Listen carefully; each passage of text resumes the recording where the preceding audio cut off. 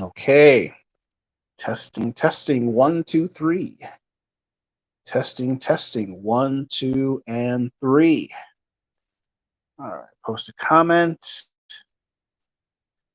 Come on now. Come on, baby.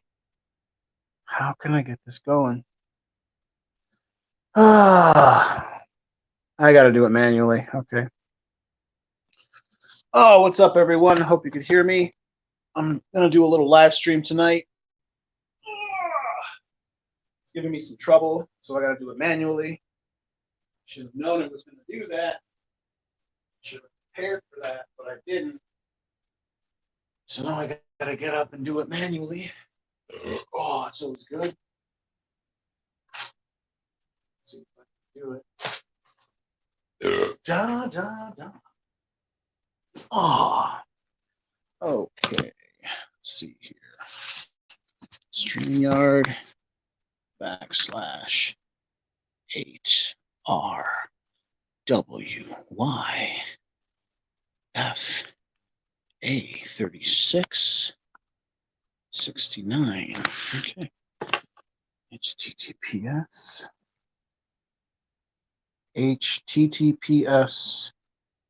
Okay, I'll try that. Okay.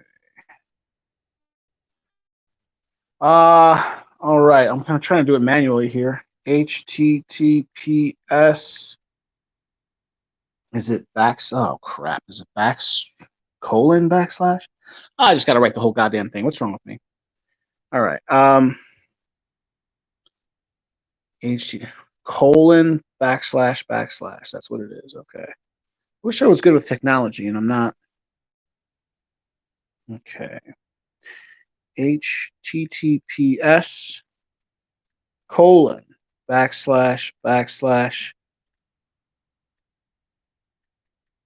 StreamYard /8RWYFA3669. We'll send that in. I think that's good.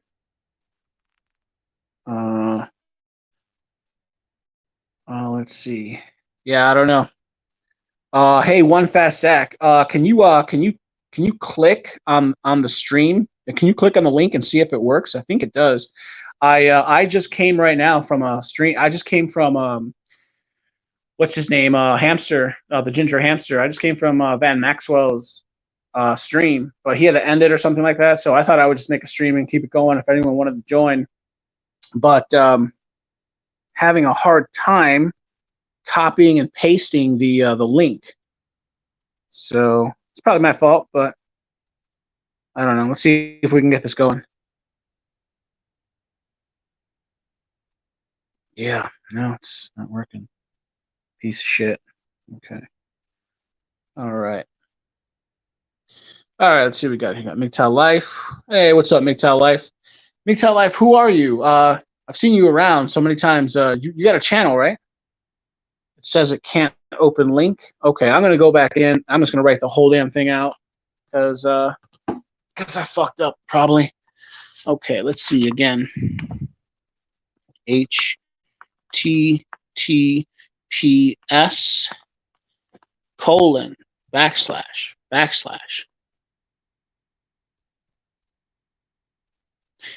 StreamYard.com /8RWYFA3669. All right, let me try that. Yeah, all right, let's try that. Okay, post a comment. Let's try that. Let me take a shot of this here. Oh, I / got a full bottle of champagne here. HTTPS : // StreamYard.com. Oh, I don't think I added the StreamYard part. Or I'm sorry, the .com part. Okay. 8R WYFA 3669. Okay. Let's try that. Yeah, OST Factory writes, Cowboy, you forgot to add .com to the link. Yes, I think you're right. OST Factory. Hey, Cowboy. Hey, what's up, OST Factory? What's up, man? Cheers from, what is it, Delhi? Cheers from Delhi, man. One fast stack. How am I feeling? Oh, I'm feeling okay. I had some skank come hang out for a couple days, and then I kind of partied with her a little bit, but she's gone, so I can get back on track. The link works now. Okay, great. Excellent. Anyway, I'll give it like, I don't know, 10 minutes. If I can get some people, I'll keep going. If not, whatever. Anyway, yeah. How you guys feeling tonight? Everyone's okay? Hope you guys are all right. I don't know what story to tell. You guys feel like hearing any stories? Any comments? If so, please write them in. I'm gonna strike up a conversation tonight. All right. Cowboy, I forgot to add. Yeah, I forgot to add. The link works now. Great. Anyway, all right. I guess I'll come up with a story. I guess I'll just share what's on my mind right now. There was something that's been on my mind for a while. I kind of have been having a, I don't want to say a falling out, but a little problem, a growing problem with a friend of mine. So I got a friend, and him and I kind of been fighting the last couple of days. I'm not sure if it's the end of our friendship or I don't know what's going on, but we kind of been fighting.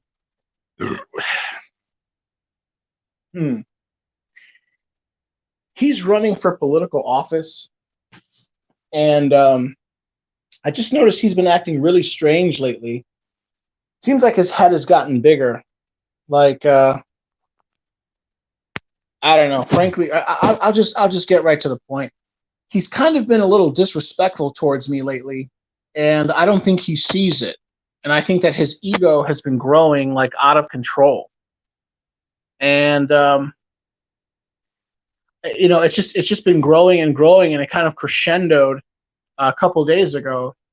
I was supposed to go with him to Arkansas, specifically to I think it's called Diamond Crater National Park, Diamond Crater State National Park, or something like that. It's like this state park or this national park where you can go and search for diamonds. There's an active diamond mine on the premises, and you can go there and search for diamonds, whatever.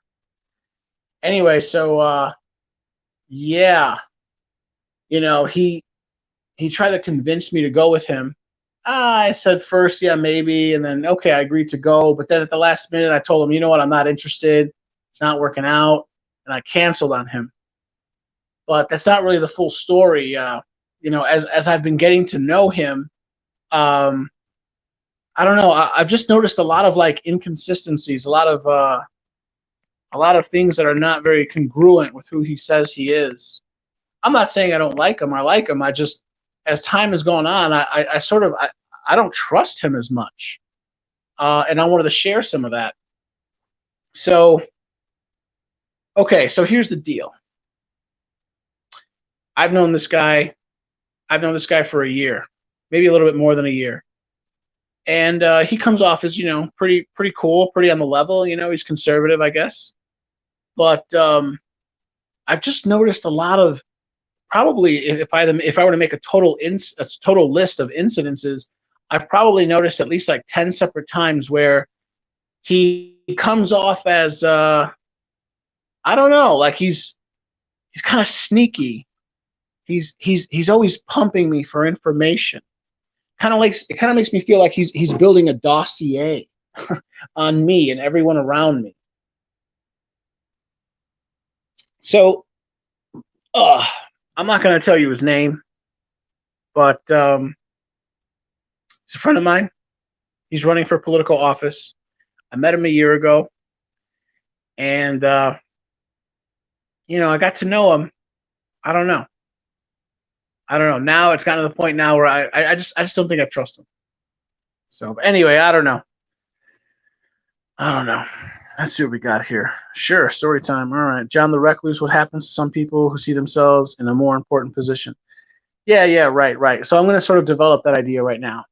Okay. So I guess I wasn't planning on talking about him, but yeah, what I've noticed is when I have these StreamYards, these live streams, it's good at least for the first like 10 or 15 minutes to just tell a story, to like, let a message, let all the notifications go out, let people see it, people join. And then once enough people join, it's like starting a fire. The fire just keeps itself going. But for now, I got to keep it going. Okay, so I'm going to tell you guys a story about a friend of mine. And I consider him a friend, but I think we're going through a rough patch right now.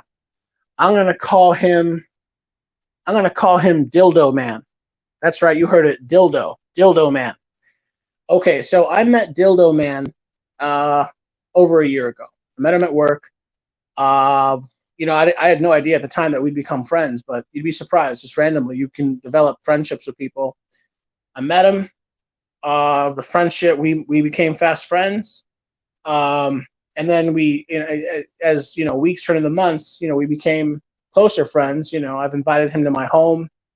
I've invited him out. We've gone to many restaurants together. He invited me on a trip. Anyway, so what I'm going to say right now, everything I'm about to say about him right now is true. However, I understand how it may come off as sounding a little deprecating. Maybe it's going to sound like I'm insulting him. I'm not. I'm just being honest. I want you guys to understand where I'm coming from. So this guy, he's educated. He's classically educated just like me. I have a bachelor's degree, from a regionally accredited university. So does he. He went to Catholic university. I also went to a Catholic university, both here in Chicago, But besides that, he's not particularly accomplished. In fact, frankly, if you wanted to spin it that way, you can kind of say he's. I think some people would call him a loser, and I'm not. I'm not bragging. I'm sort of a late bloomer myself, but this guy is essentially like a white, middle-aged, overweight, unemployed, virgin. Yeah, no, this guy's like a 41-year-old virgin, unemployed, living with his parents. And I don't know. He lately, let's say in the last couple of weeks, he filed some paperwork, and he is officially running for office. He's running for political office here in Northern Illinois. And he's just been acting like he's better than me.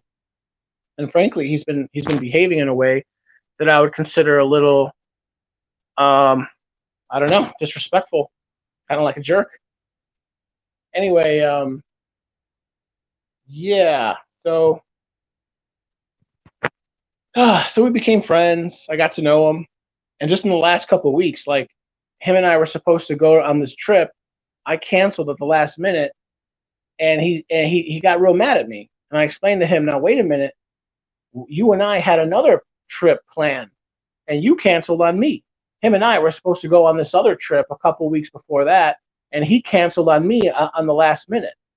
So I told him, hey, if you can cancel a trip at the last minute, I can cancel a trip at the last minute.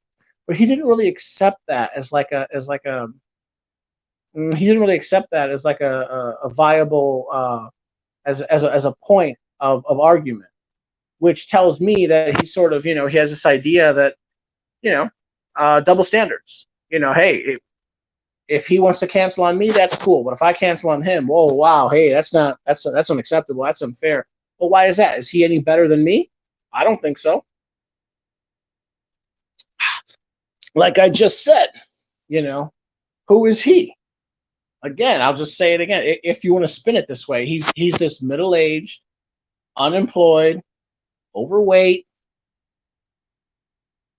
guy, living in mommy and daddy's basement. The guy's he'll be 42 this year. Or wait, is he 41 or 42? I can't remember. I think he's 41. He'll be turning 42. The guy's 42 years old, living with his parents. He doesn't have a job. And I guess the point I'm trying to make is, I noticed that like since he's running for office, he's been kind of acting like he's the shit. But he's not. He hasn't won anything. And it's like, I don't know, I kind of have this idea that if you wanna see who a person really is, give them a little bit of power and see how they start treating people. And that's kind of what I'm seeing. In fact, he doesn't even have any power. He didn't even win the election. The election is next year. And it's not like he's got it's not like he has this like big groundswell of support. He's just an amazing guy. It looks great. He's got $1 million in his campaign in his war chest. He has nothing. He has no money, no donations. He doesn't have any sort of campaign going. And it's just, I don't know, man. Let me give an example. I love examples.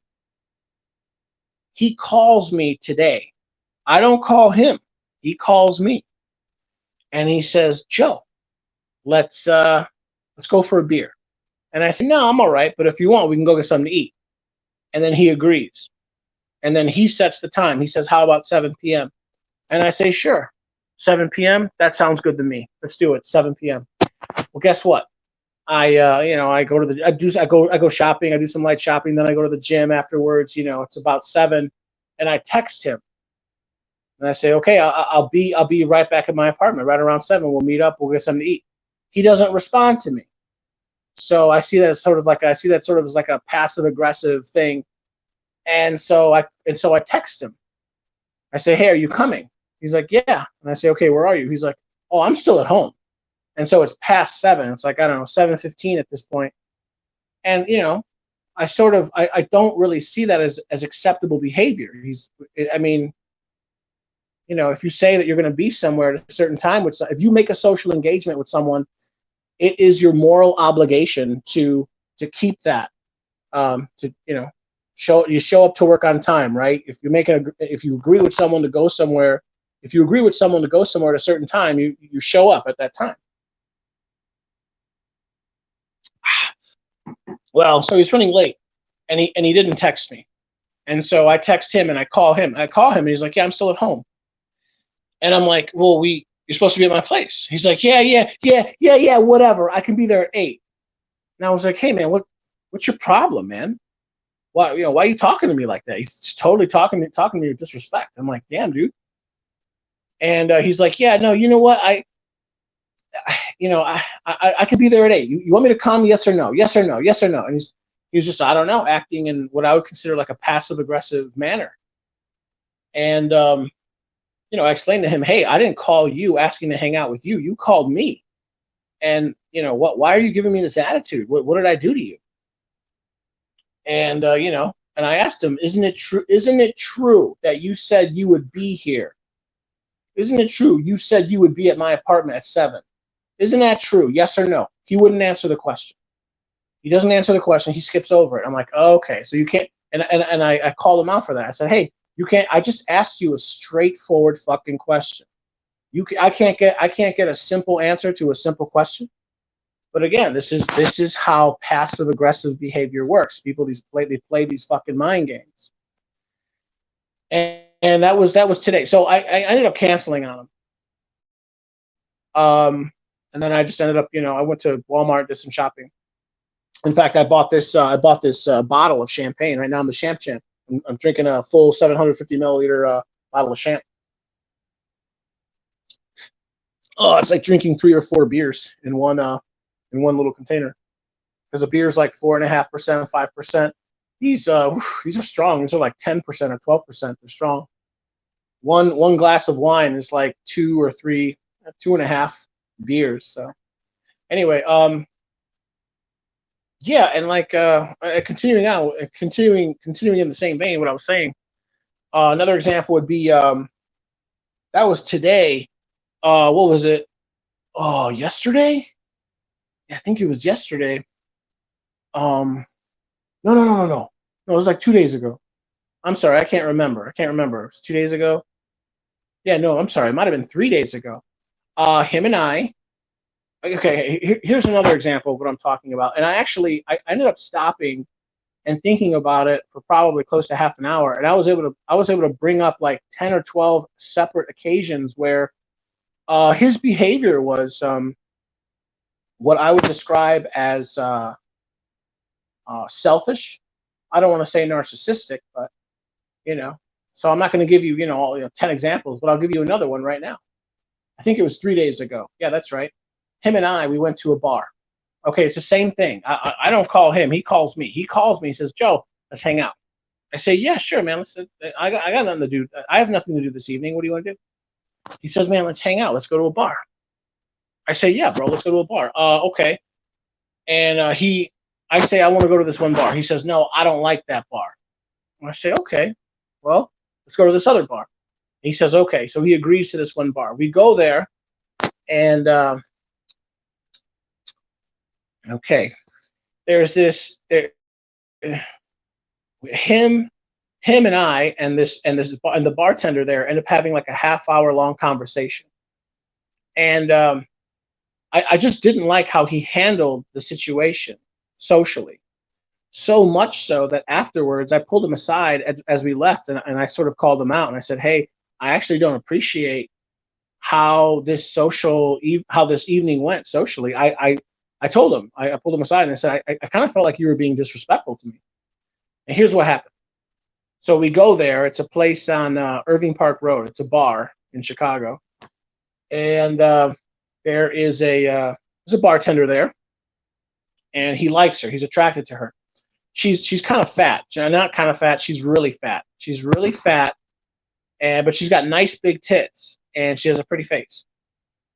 And we're talking, we're shooting the shit, and I mentioned to him, or I mentioned to her, I say, you know what, my friend here, he's running for office. He's running for political office, and you could see in her hypergamous mind, her eyes light up, and she looks at him,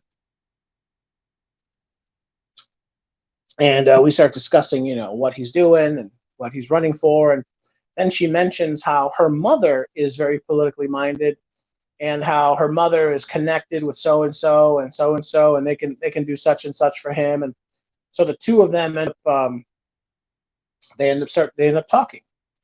Well, I should have prefaced all this by saying, when we first went in there, he got a drink and I got a drink. I purposely bought the cheapest beer I could get. It was like a tall boy. I think it was like $3, and I put a $1 tip down. So that's $4. He gets an expensive beer, and then he pulls out money to pay for it. But he doesn't pull out a credit card, and he doesn't pull out cash. You know what he pulls out? He pulls out some coins. He pulls out some coins, and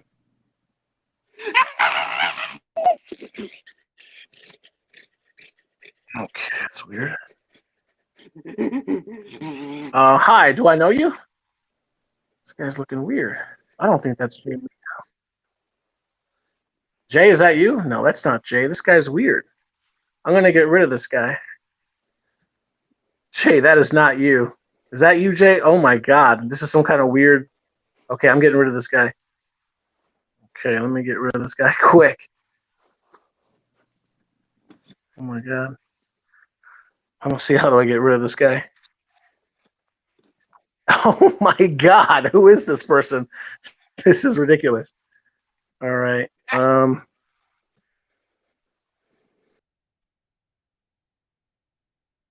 my God, that was bizarre. Oh my God, that was bizarre. Okay.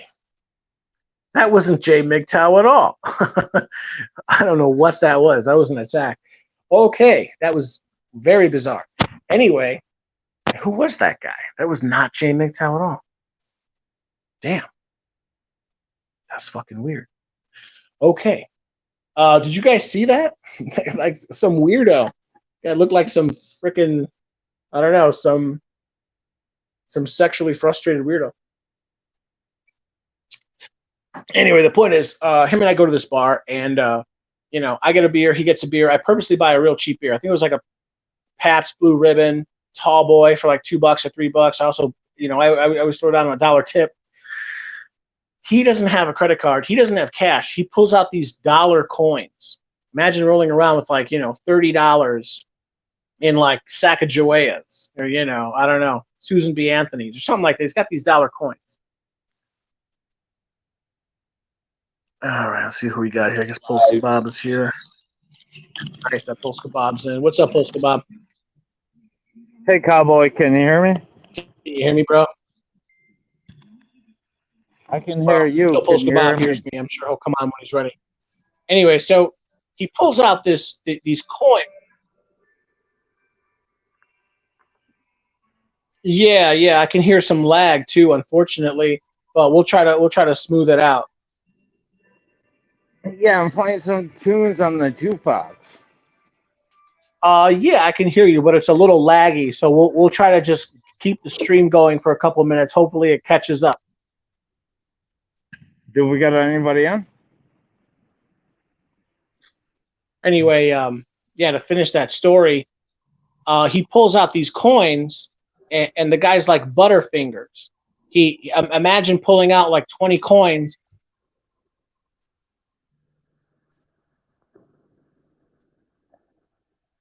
Oh, okay. I'm sorry. There must have been some lag. I didn't hear you say that. It looks like it didn't time well. Yeah, I'm here. Can you hear me?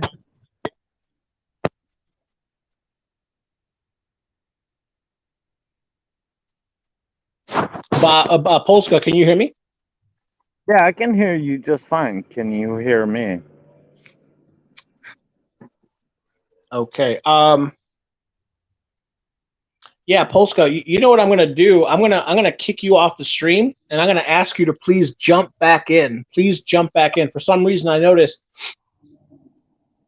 Yeah, okay, but there's a real bad lag. I can hear you, but there's a real bad lag. Let me kick you off, and then jump back in. I find when I let people in and I kick them out and I let them back in, the stream goes much more smoothly. I don't know why. All right, I'll leave. No problem.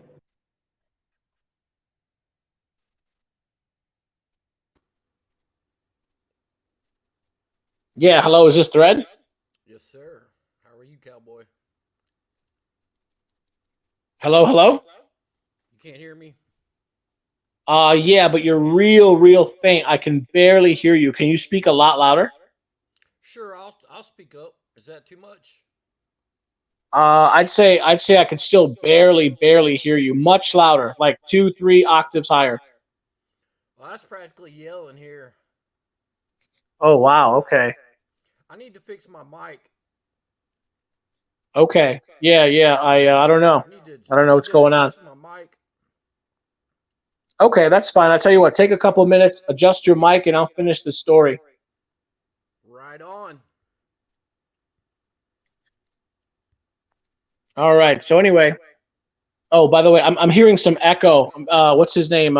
Thread. I'm hearing some echo from you, bro. Can you put on some? Can you lower your volume temporarily and turn it back up, or put on some? Use a different microphone or something. All right. Let's hope that works. Yeah, it looks like it works. Yeah, okay, I heard it go away. Anyway, to finish this, him and I just wanted to give one more example. We go to this bar, we both order a drink, and he fumbles all this change, think like 20, 30, I don't know, at least like $20 in change, just goes flying everywhere. He makes us both look like a fool. And so I end up paying for him because I have cash. Well, you might think the nice thing to do is, he'll buy the next round. No, he didn't buy the next round. He just didn't buy me. He could have paid me back, but he didn't. Or he could just buy the next round, and that would be fine too. But instead, we only had one beer, and if we're only gonna have one beer, then he should pay me back. But he didn't pay me back, and I was like, "Wow, dude, hey, don't be mooching off me, man. That's not cool. I'm not down with that."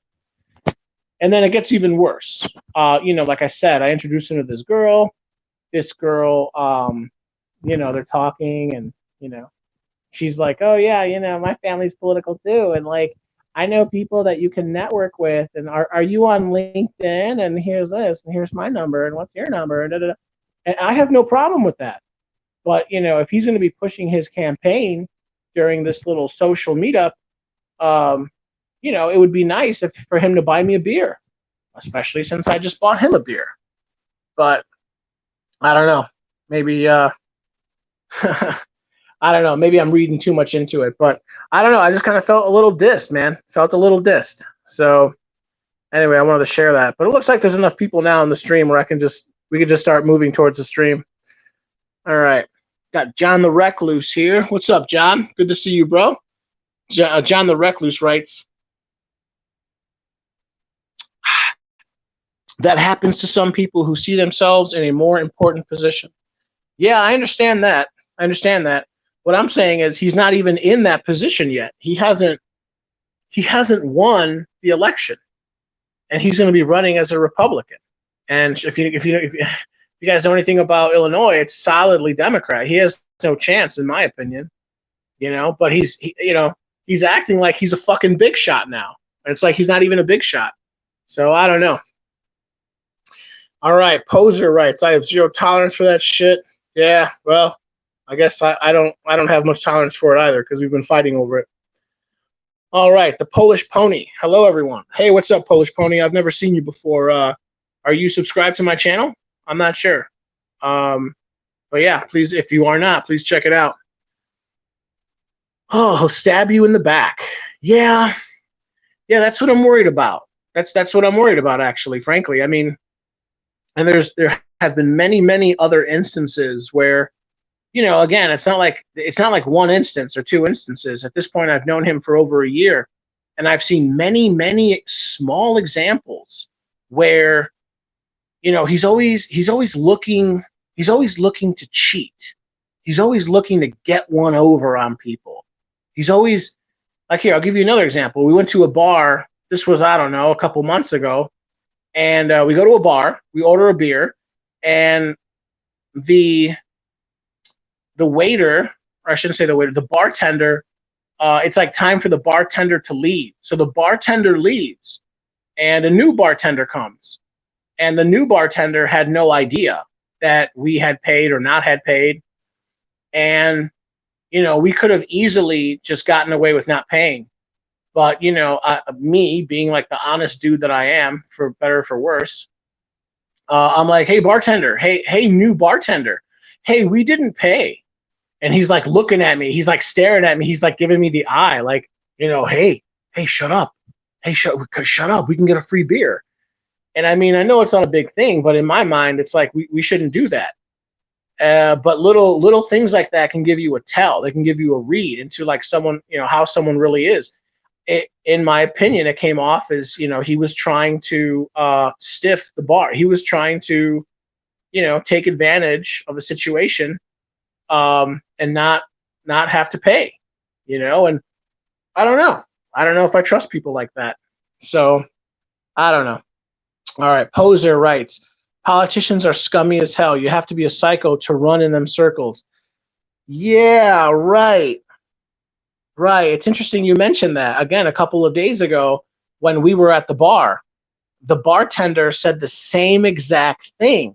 She was like, oh, man, politicians, they're all just, from top to bottom, they're all just like self-serving, lying assholes who cheat and steal and rape and rob and blah, blah, blah, blah, blah. And I was like, yeah, pretty much. By the way, this is my friend who's running for office. And that's sort of how the conversation started.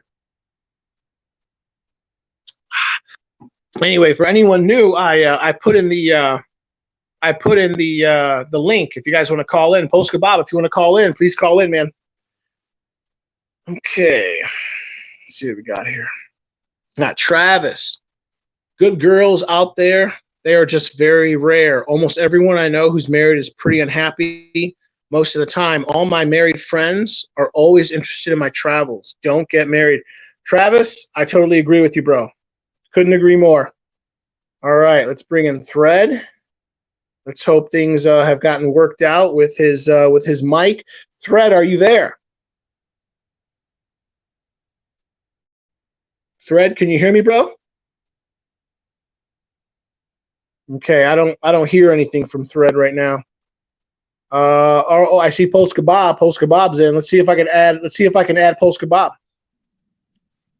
Yeah, I'm here, cowboy. I got music though. Post Kebab. Hey, what's up, man? You seem to be coming in much better right now. All right, but I'm playing some music though. Oh, okay. Okay, I'm fine with that. Would you mind playing it just a little bit low? Don't like play it real loud. I'll tell you what. Why don't you mute my mic? But I'll give you my camera footage. I'm still here. Oh yeah. Yeah, sure. That sounds okay. And I'm getting ready to leave the bar. So. Oh, you're at the bar. It looks like you're at home. Oh, no, I'm at the bar. Okay. Wait, you know what? Never mind. No, never mind. I'm an idiot. No, it's obvious you're at the bar right now. I don't know. Never mind. All right, cut off my mic because you're gonna get sound in. All right. Okay. All right, bro. And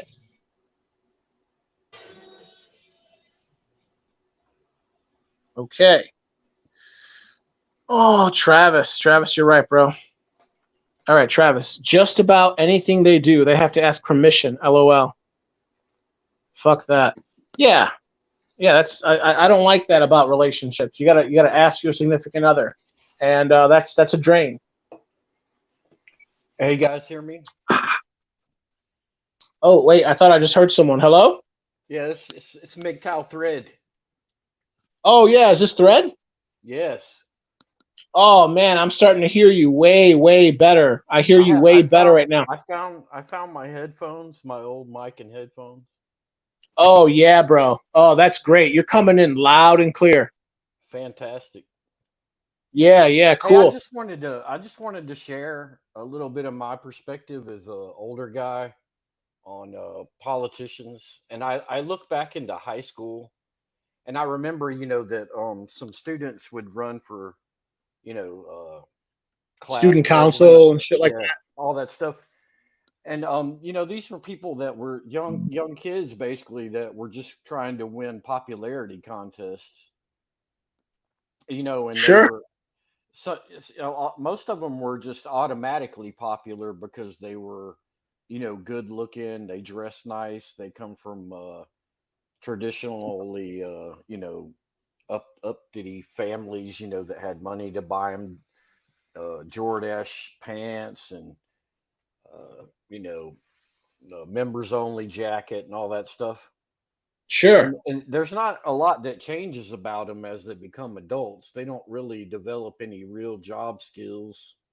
Most of them, I mean, obviously there's some doctors that run for office and lawyers that run for office and stuff like that, but they're still just kind of automatically naturally popular amongst people. They may be savvy and some other word I'm looking for, but yeah, it's not like they offer any real value other than they tell you they're going to represent you in the legislature or whatever,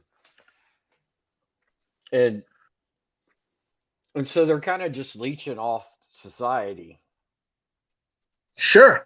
That's basically where I'm at. That's what I've come to believe.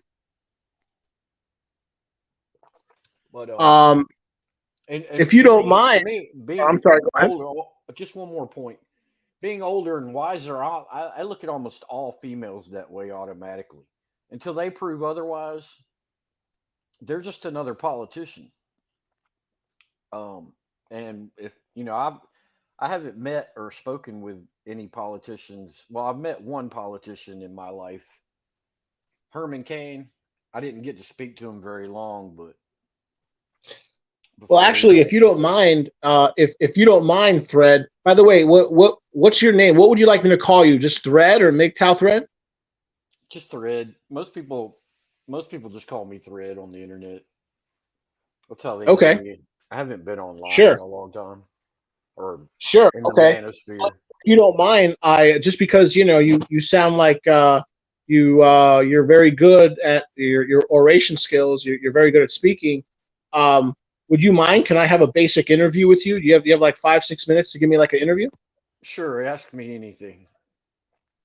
Yeah, okay. So I guess so I do this every like 2 or 3 weeks. I like to have like this MGTOW live stream, and I like to have basically sort of like what brought you to MGTOW type of interview. So so far I've only interviewed maybe 10 or maybe 12 people. I don't know, but I just started a couple months ago, and I can't do it every day, but I do it every 2 weeks.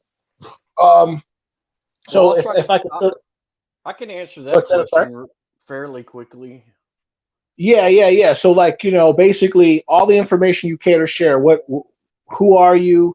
What's your name? And any information you don't want to share, you don't have to. You don't have to give your real name, but Yeah, basically introduce yourself. there's What's your very name? few. There's Where very you few from? people that know What my do you first do? my What first what name, what but brought what brought you to MGTOW? Do you have any experience? Have you ever been divorced? Any false yeah, allegations? I'm Uh, gonna run through. I'm gonna run through it real quick for you. I'm sure, go 51 ahead. years old. I'm 51 years old. I was married for 10 years. I've been divorced approximately 13 or 14 years. I don't even think about it anymore, so I don't know exactly how long. I have a 20-year-old daughter that I'm alienated from, and I didn't pay child support uh, after the divorce for a really long time. I wasn't taken to court for quite some time, so I still owe. And even though my daughter's 20 years old, the courts are saying that I still owe, whatever it was, the remaining amount that they said I owed in the beginning or whatever. It's not like I borrowed any money from her. But I've had a couple of girlfriends after. Well, actually, I would say three girlfriends after the divorce, and the last one I had was, she eventually started asking for money, help her pay her mortgage and all that kind of stuff. Yeah, And then that's yeah. and that's when Mortgage, I rent, the that cell kind of phone that bill, kind of car. turned me. And I was an idiot still. She had two teenage No, kids. no, no. It's okay. We all learn. It's a process. Well, here, let me ask you this. Maybe I can make it a little bit more structured. Okay, so what do you want people to call you? Your Thread, right? You don't want to Yeah, give your name, right? Your name is yeah. I Thread? mean, everyone I've done live streams with just calls me Thread. I Okay, and changed where I where changed my change I changed my channel name to for the love of God, but okay. Thread.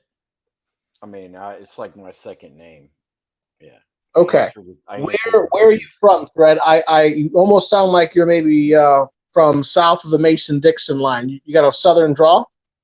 Yeah, I was born in Tennessee and raised in Georgia and spent most of my life here in Georgia. Okay. Okay, yeah, at this point I'm actually thinking Tennessee is probably one of the I think I might want to move to Tennessee or It's Texas. I was up there within the last year to bury my mother, and it's a Oh yeah. beautiful state. It's a beautiful state. It's fantastic. Yes, especially Dude, especially eastern. What we what part spent of some what part of time in Tennessee are you guys Knoxville. in? We spent some time in Knoxville, and it's really kept really clean compared to Atlanta. Just Oh yeah, walking I mean, around. don't get me wrong. Don't get me wrong. It's nice. It's wonderful to visit big places like Atlanta. A lot of culture, a lot of restaurants. Good for the economy. Jobs, jobs, jobs. But um, yeah, I mean, I live in Chicago, man. I want to move to a smaller town. I was looking when I was looking in Tennessee, I was mostly looking at Eastern Tennessee because like it's even though it's in the South, in Eastern Tennessee, they got like these foothills. You're starting to get into the Smoky Mountains, the Appalachia, and if you go up a little bit, if you go up a little bit higher in altitude, it cools down a little bit. So instead of being like 95 degrees every day, it's only like 80 degrees. It's nicer, basically. Well, something you might want to look into is the culture in the Appalachians of Tennessee. They're real clicky up there, and they don't take too kindly to outsiders. And So if I show up, talking like a city slicker, like a Yankee, you don't think they like me too much if I said, it wouldn't matter if I showed up with my southern accent. Actually, they're "Wow, just it's gonna take years for them to get to know you, and it's gonna be a struggle to settle in. But I mean, I just know that's how the Appalachians are, because something you might not know is so you think?" those people were left out of the Great New Deal after the Depression. Those people I was were going to say, those weren't they people. part of the Tennessee Valley Authority? Yeah, they're still on that on the grid up there. That Okay. but I'm just saying the locals.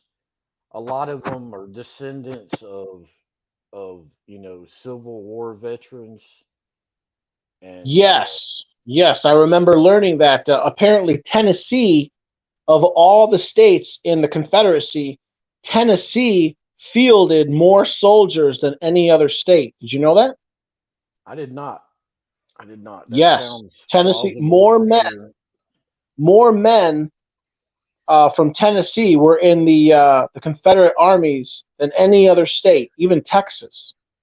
Yeah, and some of them, some Tennesseans, obviously took the other side and fought on the other side too. So you know, there's a lot of trust issues with those people. Sure, sure. Well, I could only hope and pray that I would be ingratiated into their society. I'm real conservative, and I would make that known. But you're right. Maybe they're real cliquish, and it would take me a while to earn their trust. I don't know. Well, I'm not saying everyone is. Obviously, there'll be some exceptions, but Sure, I mean, the next county over, they might not get along with a lot of people up there. There's still family feuds that go on.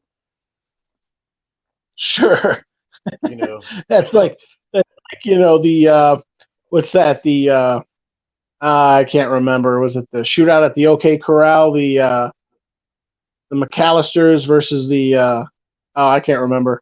yeah. But yeah, no, that's interesting. That's I very mean, they interesting. they have they have local area feuds too. It's not family feud really. It's more like county feuds. It's like we this group of people don't do the things exactly the same way as those group of people or whatever. And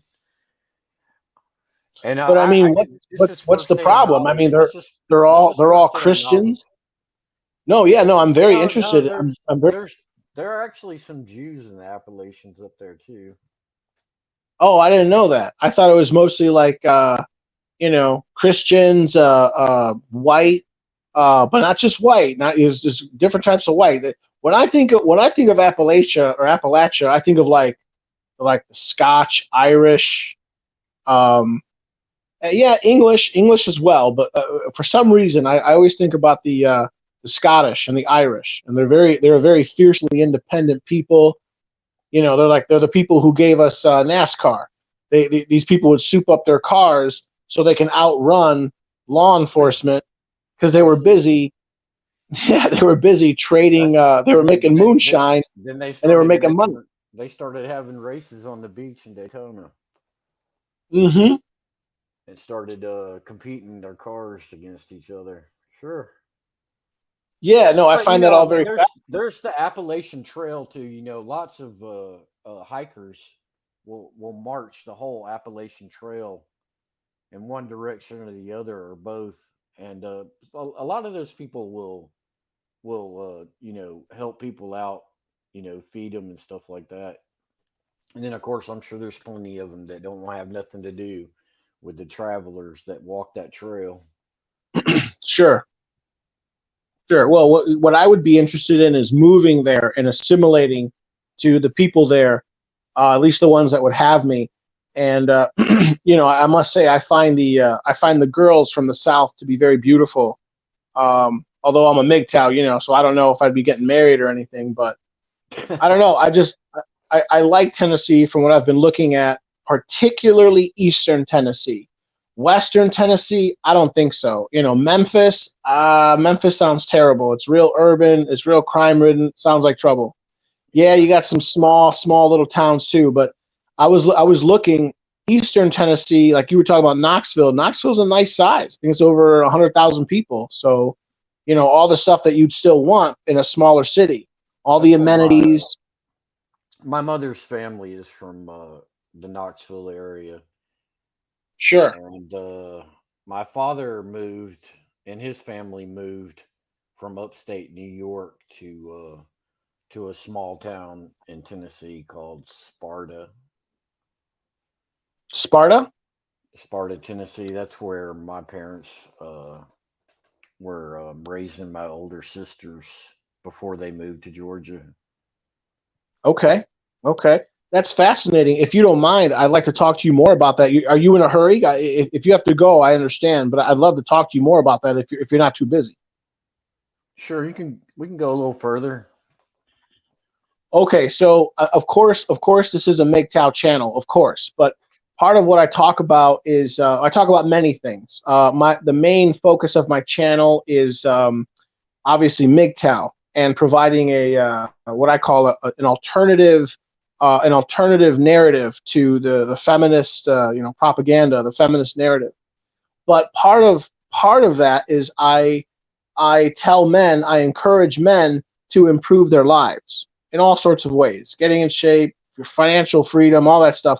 One of the things I talk about is geomaxing, or when I say geo, I mean like geography, basically moving, going to certain places for certain things, and part of that includes possibly moving if necessary. I'm from Chicago.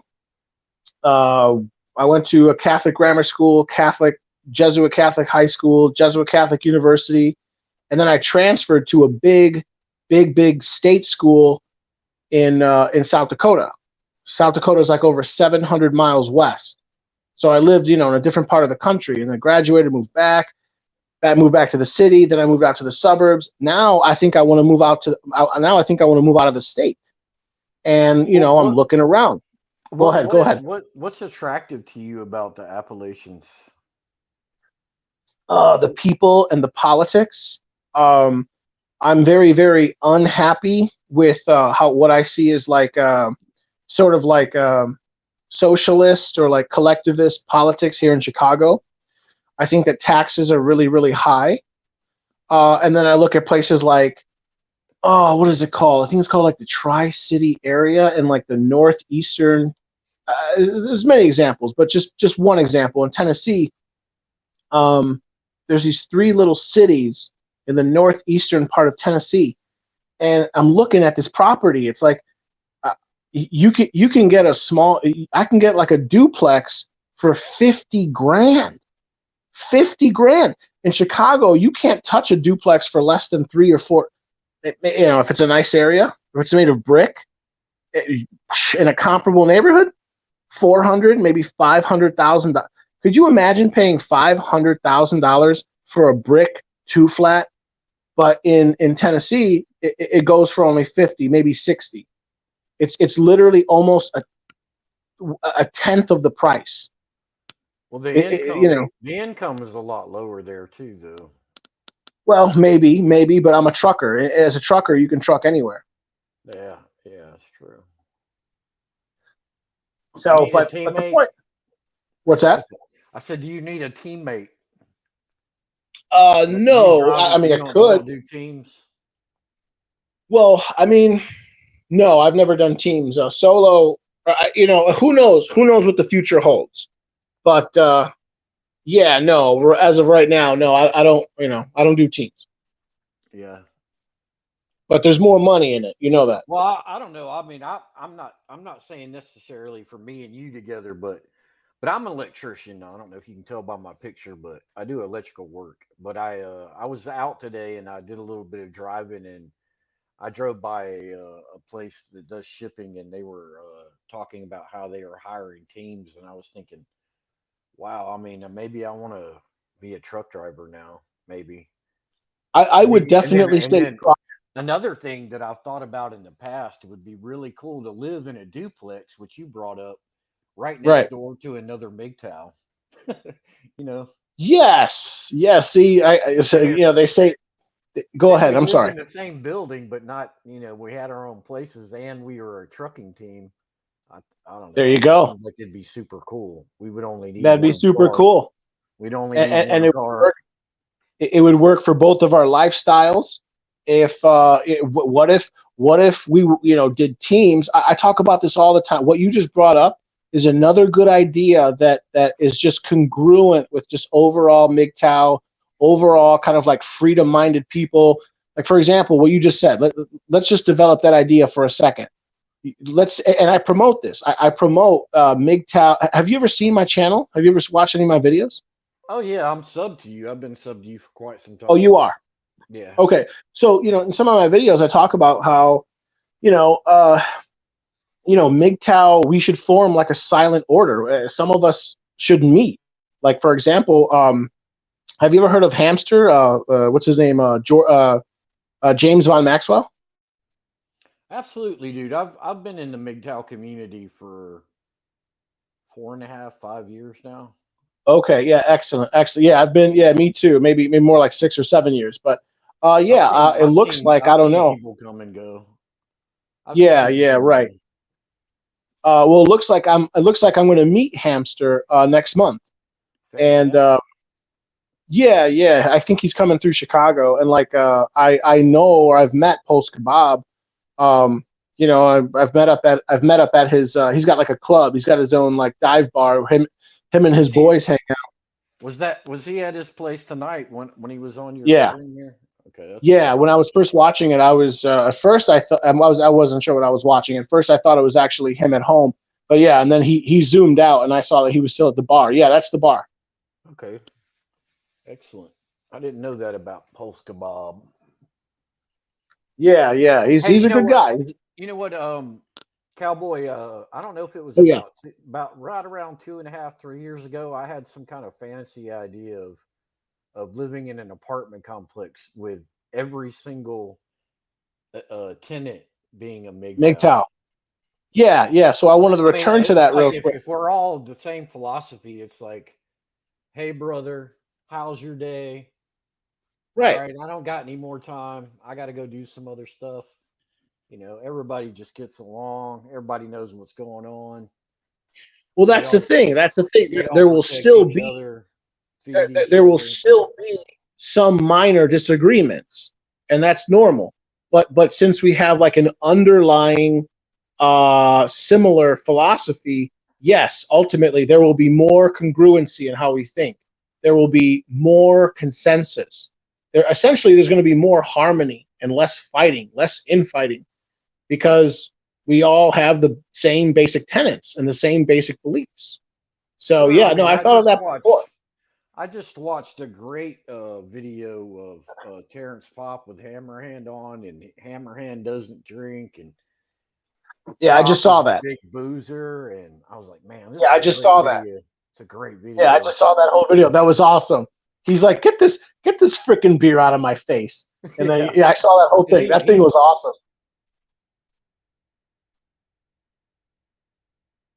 I'm sorry, go ahead.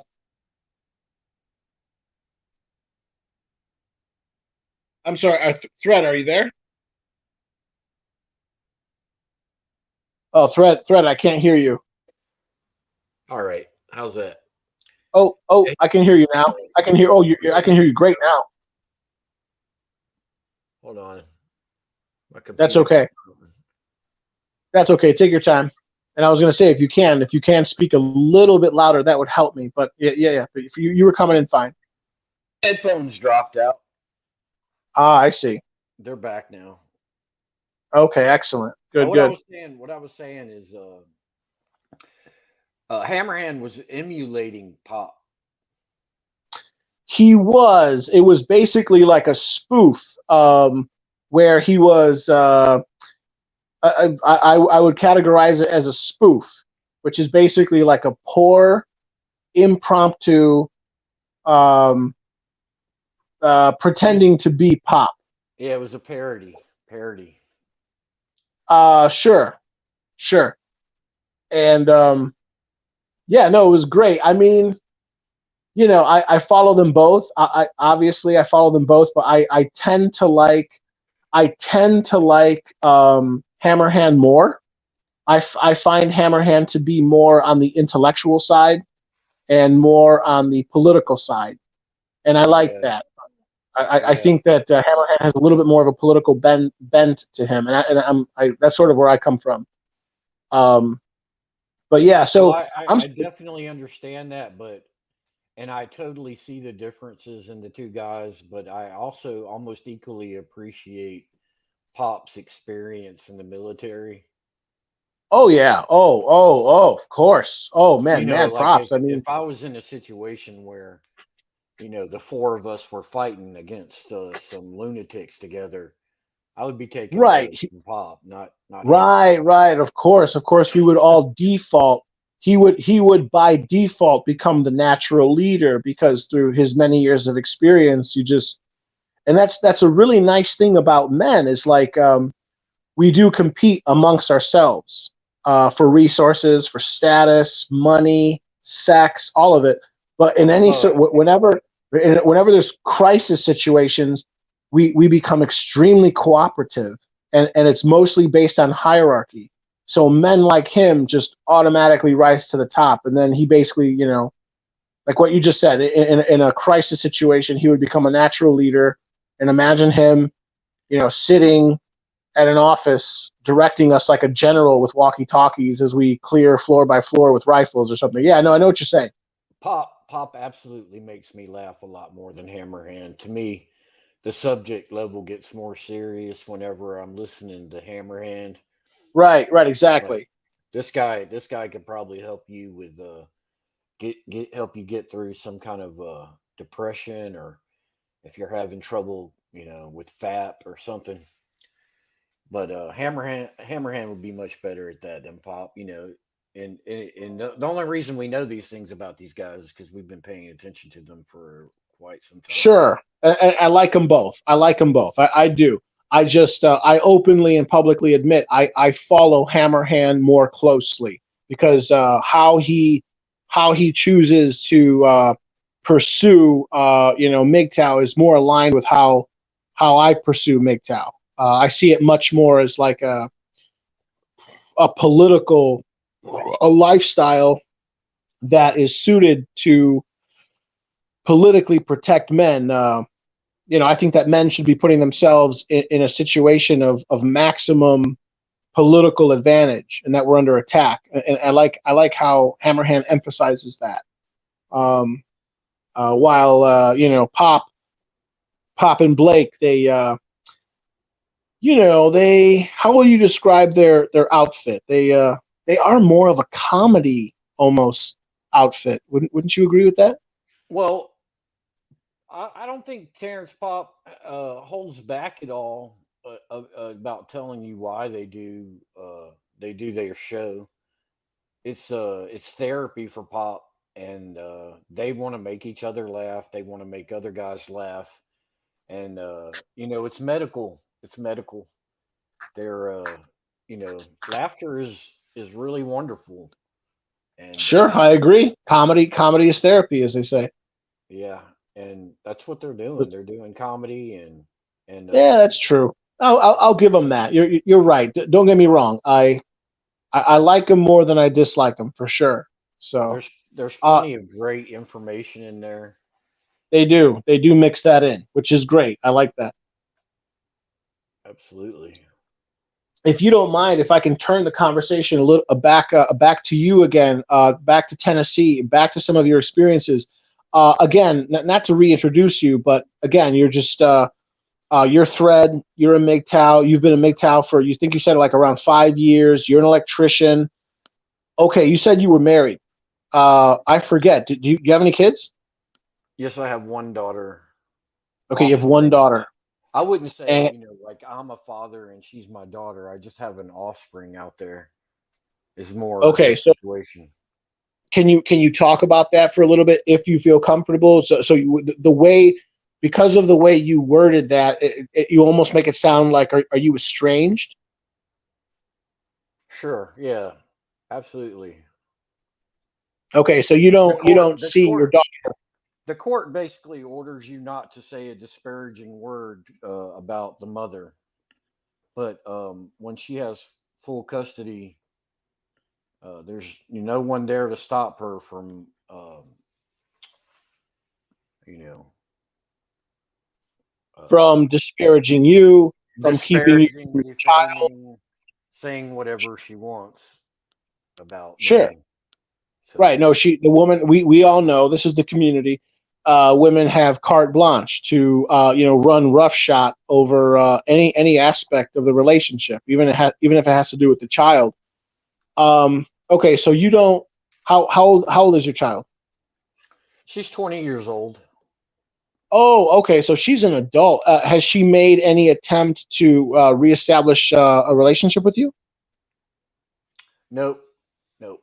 Actually, Oh, okay. the last time I saw her was at my mother's funeral and her burial. Okay. She went to both. Okay. So She went to unfortunately, the you're funeral service and she went to Tennessee with us to put her in the ground. And that's the last time I saw her or spoke to her. sure, sure. I understand. Okay. So it's fair to say that you, uh, maybe against your will, how can I put it? Man, I, I was just listening to another MGTOW guy. He's more of a SYSBM guy, but he was sharing his same story, the same thing. He had got this girl pregnant. He was in college. He had no rights. The mother took the kid from him. The mother would made it hard for him to see his daughter. The girl's 18. The girl's 18 years old now, but barely knows his father.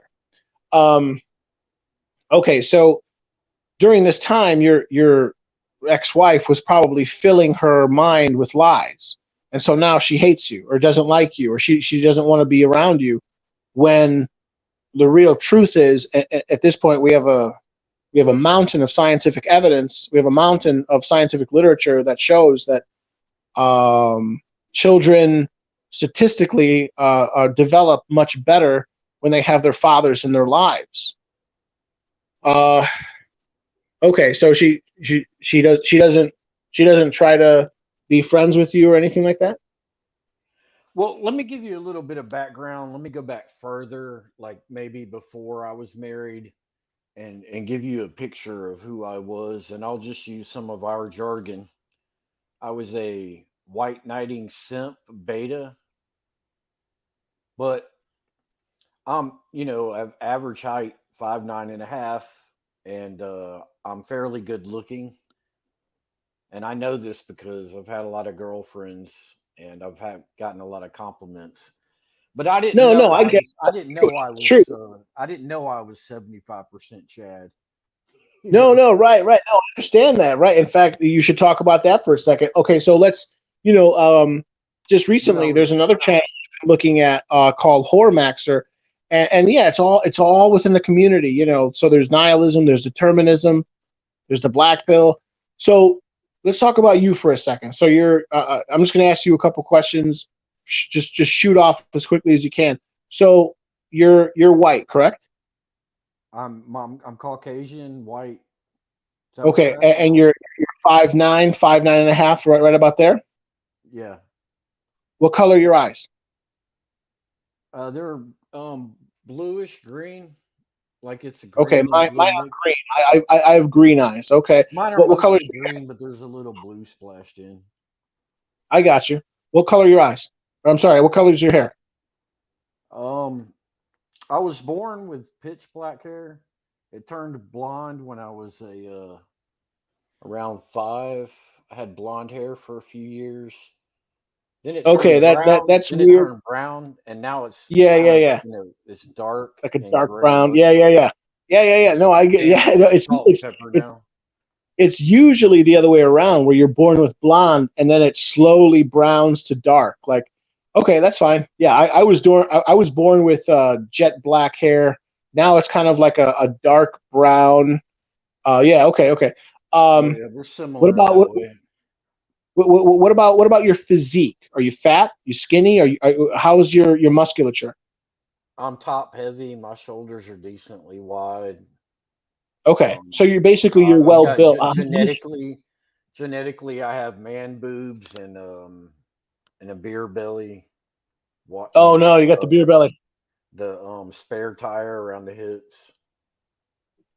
Okay, but when you were younger, you were somewhat of That's a when lady killer. that's when I'm in pretty bad shape. Right now, I'm back to my highest level was 220 when I was married, and now I'd say I'm about 170.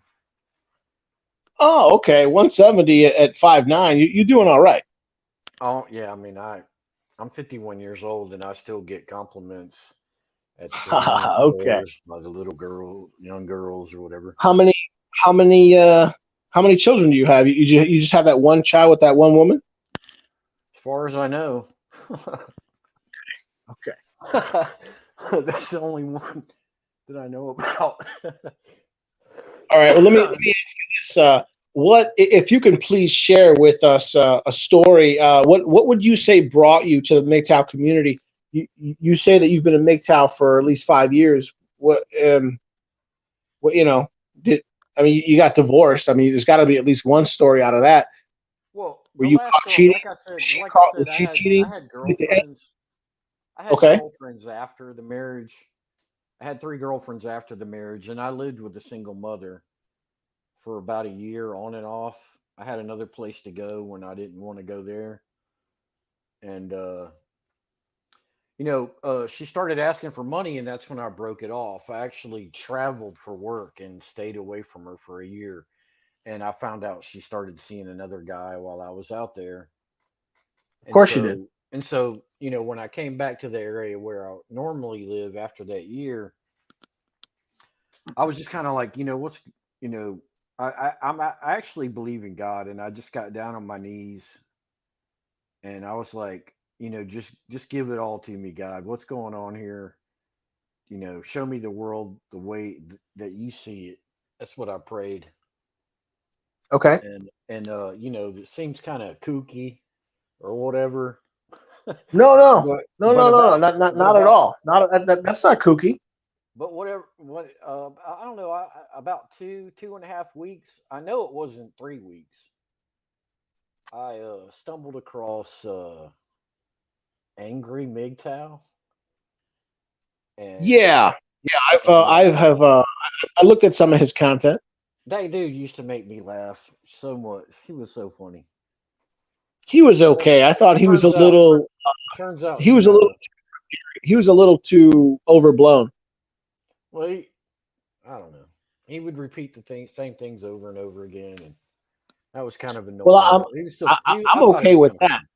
I thought it was kind of I'm funny. okay with that. I have no problem with people having a repertoire and they repeat the same messages. That's fine. But he would literally scream. He would literally yell in every single video, and it's just like, okay, all right, but whatever. Well, I was angry. When I started Right. listening to Barbarossa and Sure. Razor Blade Candy Oh, that's and way back. That's Sand like and 6 7 years ago. Sandman, and I found what's her name, Karen Karen Strawn, the way she Yeah, used to yeah. talk, I and like Karen Strong. I like Karen Strong. Funny aside, but funny side story.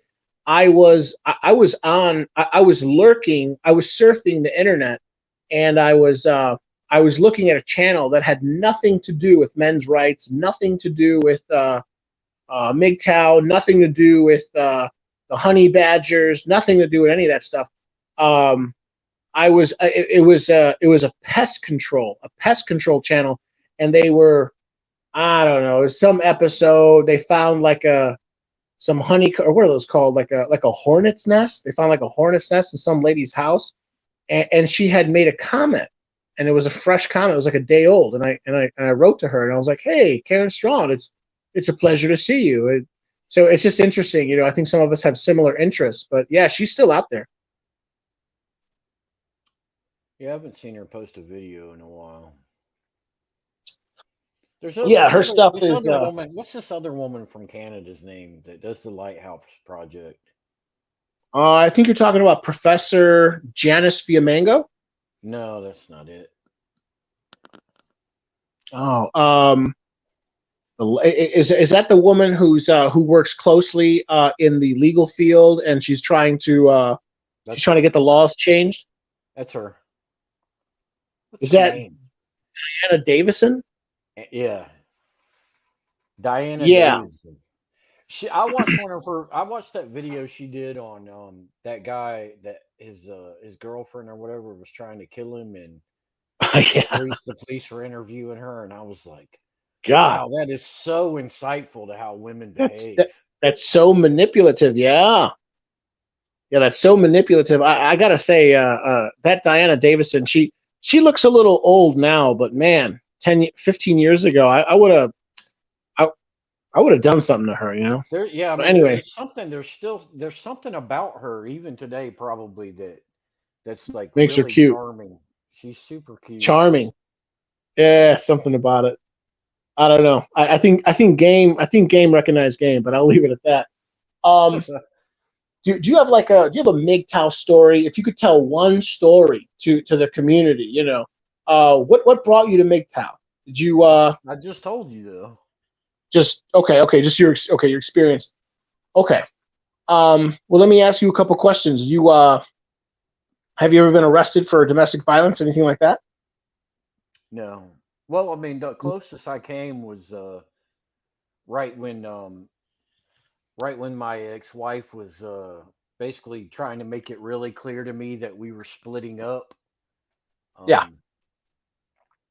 I was like, no, I'm like, I've got too much invested here. This is what I'm just unconscious. Wasn't really telling her this, but I started, I started fighting to try to keep our marriage together, and sure, and I guess maybe I got loud. And, okay. Maybe yelled or something. I can't remember exactly, but she called a police officer to our house. And I was so you have in fact experienced a domestic let's call it a domestic. Well, yeah, the officer showed up, and there was nothing physical about it. As a matter of fact, she's I would say she's a very high level narcissist. I didn't know much about narcissism until after I started watching MGTOW videos, and I started into her. Yeah, you started, and then I started researching. Narcissism, and I was like, "Oh, yes, I've been an idiot empath my whole life, and I was targeted by this narcissist." So yes, she was physically abusive to me, but only maybe 3 or 4 altercations in our 10-year marriage. But she was near, the last, I don't know, 5-6 years of our marriage, she became progressively more and more emotionally abusive, and psychologically, emotionally, verbally abusive. She started gaslighting more and more. The games, the mind games. She'll hit you once in a while, playing games. When she's getting ready to leave one guy, she'll make his life a living hell. I don't know if she's doing it consciously or not, but Well, that's the thing. Some of it is subconscious, but you better bet. I mean, women also have a brain. It's a So ginormous brain. It's like so the size you of a. know, so at the end of our marriage, I was like walking on eggshells, and I used to break out in hives on my forearms because of the stress that she put Stress. me through. I'm like, Stress. Right. I don't get hives on my forearms. I never had hives on my forearms before the marriage. Never got them once I got over the whole thing. You know, it's like, Sure. Right. No, I get it. it's like I'm allergic to that bitch. It's the only way to put it. Well, I mean, it's interesting you mentioned that. As time moves forward, we become increasingly sophisticated, scientifically advanced. Yes, what you're saying is true, and again, there's growing bodies of evidence to prove or to reconcile, some of these old axioms. They have you ever heard of the axiom stress kills? Oh, I know the science behind it. I'm a intense researcher. Yeah, yeah. See, that's the problem. We have figured this out. Stress kills people. When you stressing someone out, when a woman is constantly stressing you out, we know down to the actual chemicals. She's not releasing like endorphins and you're all happy and no. She's releasing like stress chemicals in your body and these chemicals literally are making your hair fall out. They're literally shortening your life.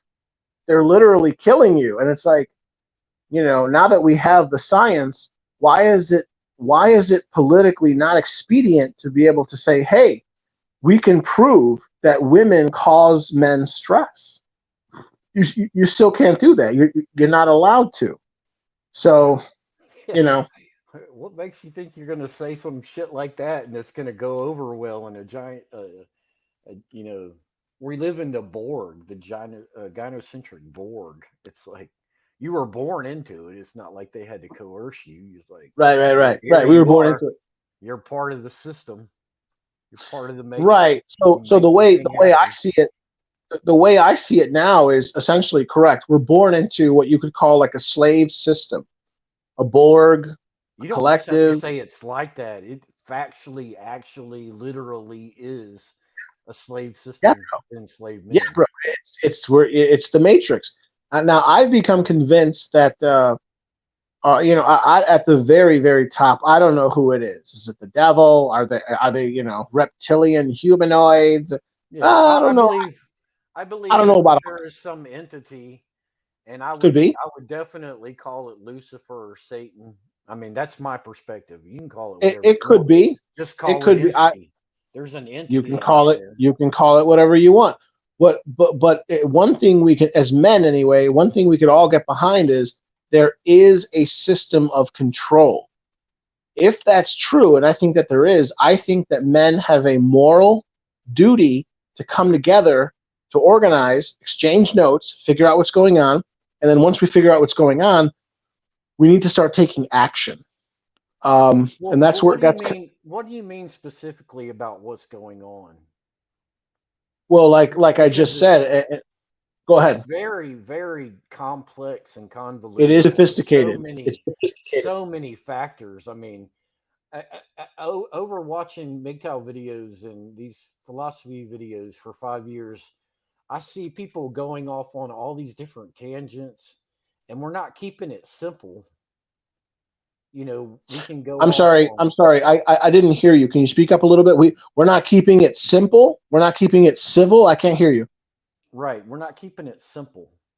Oh, Like simple, when we simple. get into these conversations, we can go off on all these different tangents, and we can start talking about specific factors and you know, very specific things that are part of the problem, that add to the problem, that sort of things.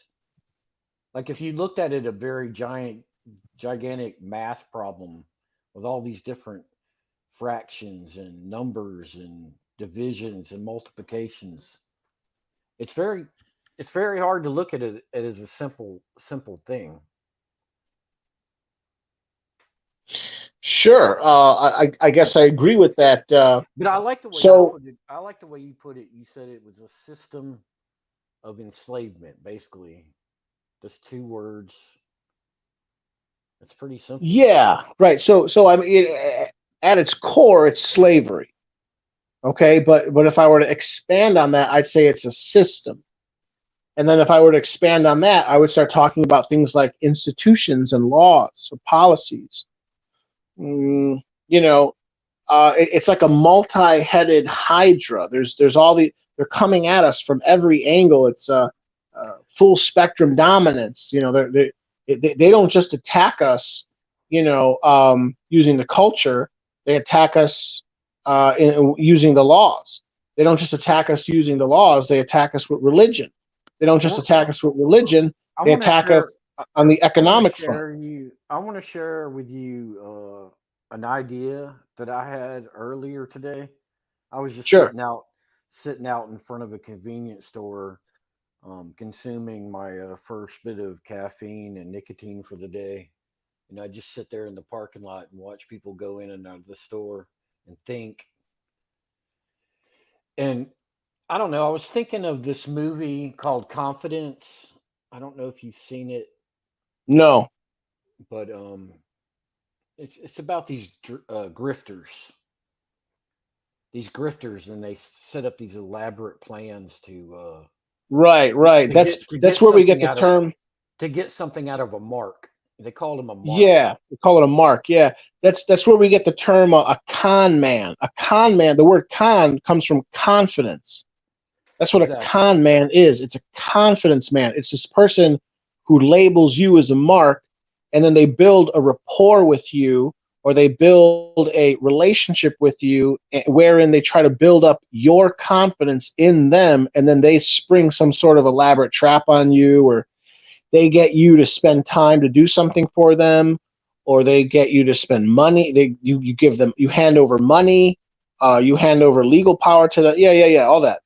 Okay, so that's an easier way for most people to look at it is like but it's on a worldwide gigantic It is. all-consuming universal It is scale. all consuming. That's right. It's the That's right. entire It's planet worldwide. of human beings. All right, so Right. and then there's this entity that we talked about before that's been around long enough to concoct all this shit. Let's just say it's Well, not real. that's that. Let's just say it's not That's real. It's not well. the It's devil. It's definite. not Satan. It's But definitely not real. there's some kind of insidious, devious, beyond human comprehension deception going on. Well, see. Here's the thing. I happen to be religious. Okay. Right. I You believe in a still have higher. Catholic beliefs, right? Raised Catholic, Right. and I'm a Catholic. you Right. still I'm a hold Catholic. on to a lot of I'm that. a Catholic. My I'm my Catholic. father. I was I'm raised sorry. Catholic light. Catholic light. You know what that is? The Methodist. I'm sorry. I'm sorry. I didn't hear you. You said you're a Catholic.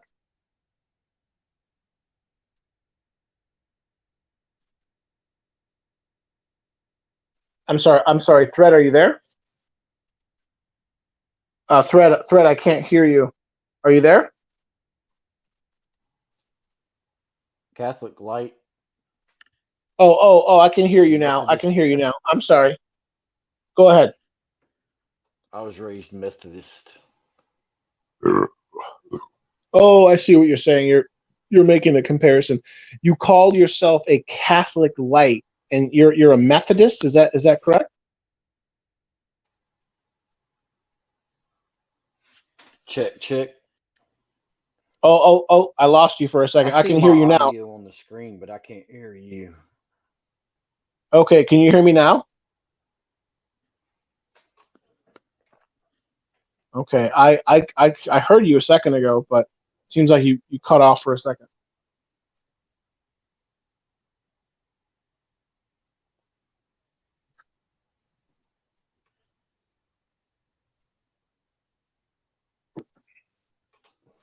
Thread, are you there? Okay. I heard you a second ago, but it seems like you cut off for a second. I got my mic back. Okay, I just heard a huge echo from you. Thread, are you there? Can you hear me now?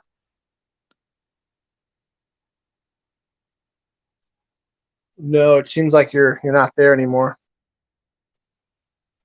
I got my mic back, but then I lost you. Okay, are you there?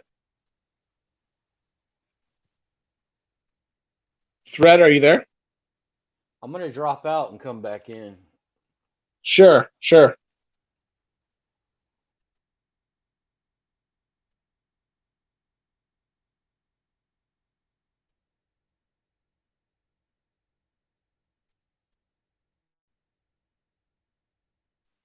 All right, Poser, he's playing Ho games.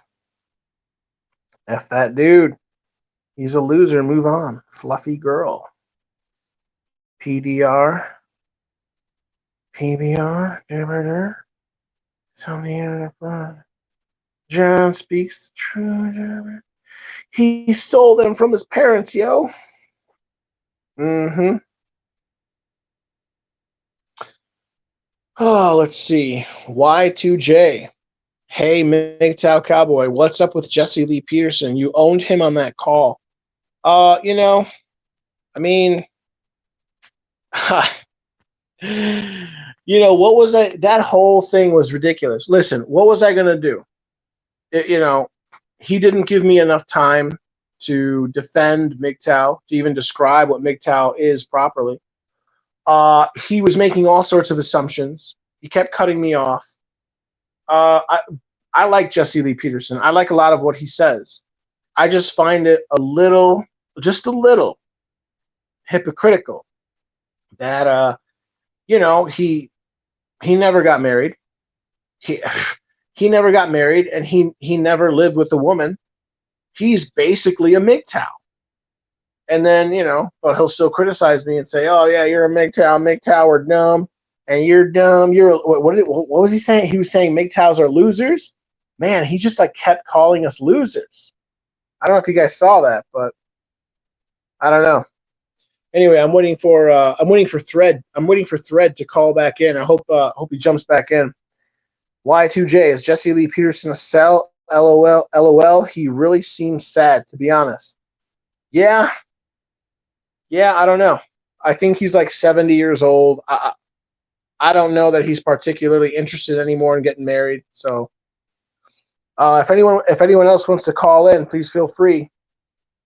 At the very top, there should be a link.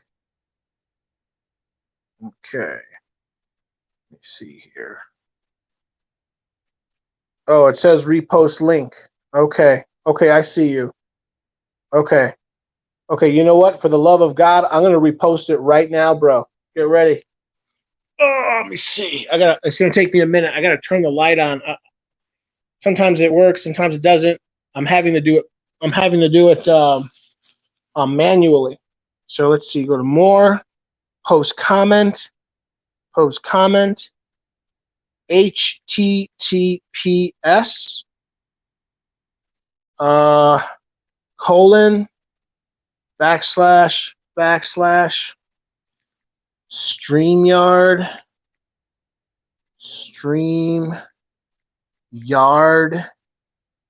let me StreamYard.com / 8R Y no HRWY FA 3669. Let's see if that works. That should work. Okay, let me know, for the love of God, let me know if that works, bro. I think it'll work.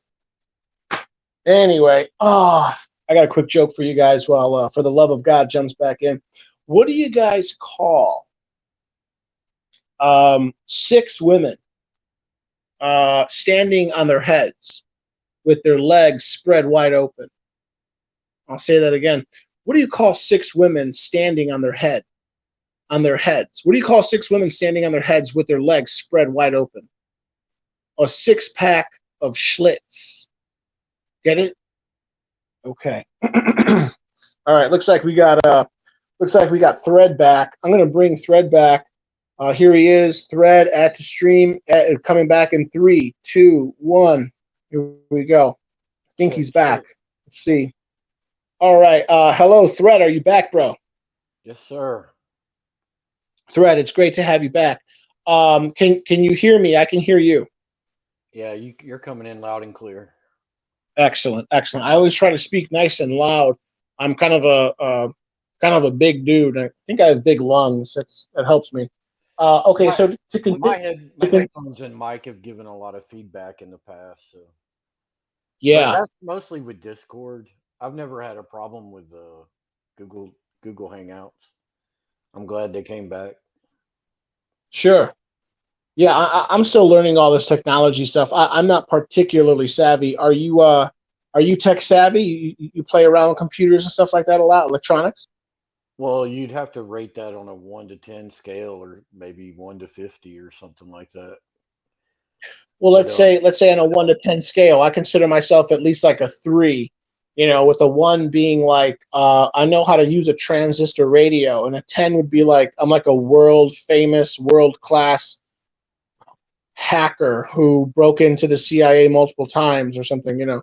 Well, with a little bit more schooling, I could probably program a PLC system to run a factory, so maybe an 8 or a 9.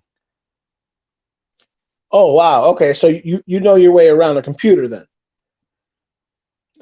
The software is not very intuitive with a lot of these things that are out these days, but I think there could be a lot of improvement.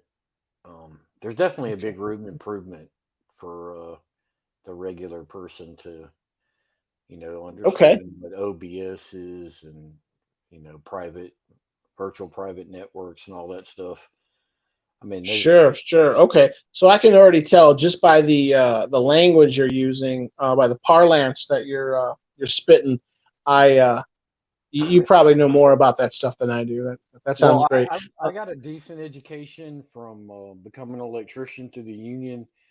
And also, when I was 14 or 15, my youngest, my father's youngest brother died, and he was a doctor. Left him an old IBM computer, and my dad didn't have a clue what to do with computers, but I I got the manual out, and I taught myself DOS. Oh, that's cool. And I at 15 I taught myself DOS, and then I taught my father how to open and use his files, and create documents and all that sort of stuff. And they used to have magazines on the shelf back there for people if they wanted to put in a simple, type in a simple program for their computer, they could do that. So I would get the magazines and sit there and punch it in, execute, yeah, punch it in, punch it in. Play the simple little game that whatever came out. Yes, it is. It is a little bit more sophisticated nowadays, I hear. There's a whole lot of different computer languages. Sure. I don't know any of them. I know how to compose. I know how to read email, compose email, and I know how to look at porn. That's all you need. I'm telling you, that's all you need. I mean, the basics here. Okay, to change the subject again. Are you a landowner? Do you own property? Do you rent? What's going on? I'm attempting to rent. I'm actually been out of a job for going almost 3 months, and okay, that's okay. That's okay. Everyone goes through that. I guess. Yeah. Everybody I know has filed bankruptcy in their life, but I haven't done it yet. But No. I've I've never filed bankruptcy. That's a big no. I actually hear that. I'm sorry. I'm saying the best time in my life to have done it would have been right at the end of my marriage, but I'm finally getting around to it. Okay. Um, so do you smoke cigarettes? Oh yeah, I probably smoked 5, and I'm on my 6th since we started. Oh wow. Okay, no, I didn't get that. Well then, in a way, if we could segue back, would you mind, please? I'm sorry to keep you so long, but I love talking, especially with stuff that I'm interested in. Can you please talk a little bit more about the South in general? Obviously the places that you've lived as well, but just the South in general. I hear all these things. I'm very well traveled. I I've been to multiple states in the South. I lived in Mexico. I've lived in Spain. I spent, I don't know, 84 days in Europe. I've been to Montreal 6 times. I love learning about the way different people live. I consider myself an amateur traveler, if you will. And I find the South, not so much the Southwest, more the Southwest is it's more Mexican, it's more Tex-Mex, it's more. I get the Southwest. I'm actually half Mexican. The Southeast, though, is I find the Southeast fascinating, and I want to know more about it. Can you talk a little bit more about what we consider the traditional South? Georgia, Carolinas, Kentucky, Tennessee. Well, there's something really unique about Georgia because of its past. This, I don't know. The only thing I know about Georgia is the girls there are called peaches, and the soil is red.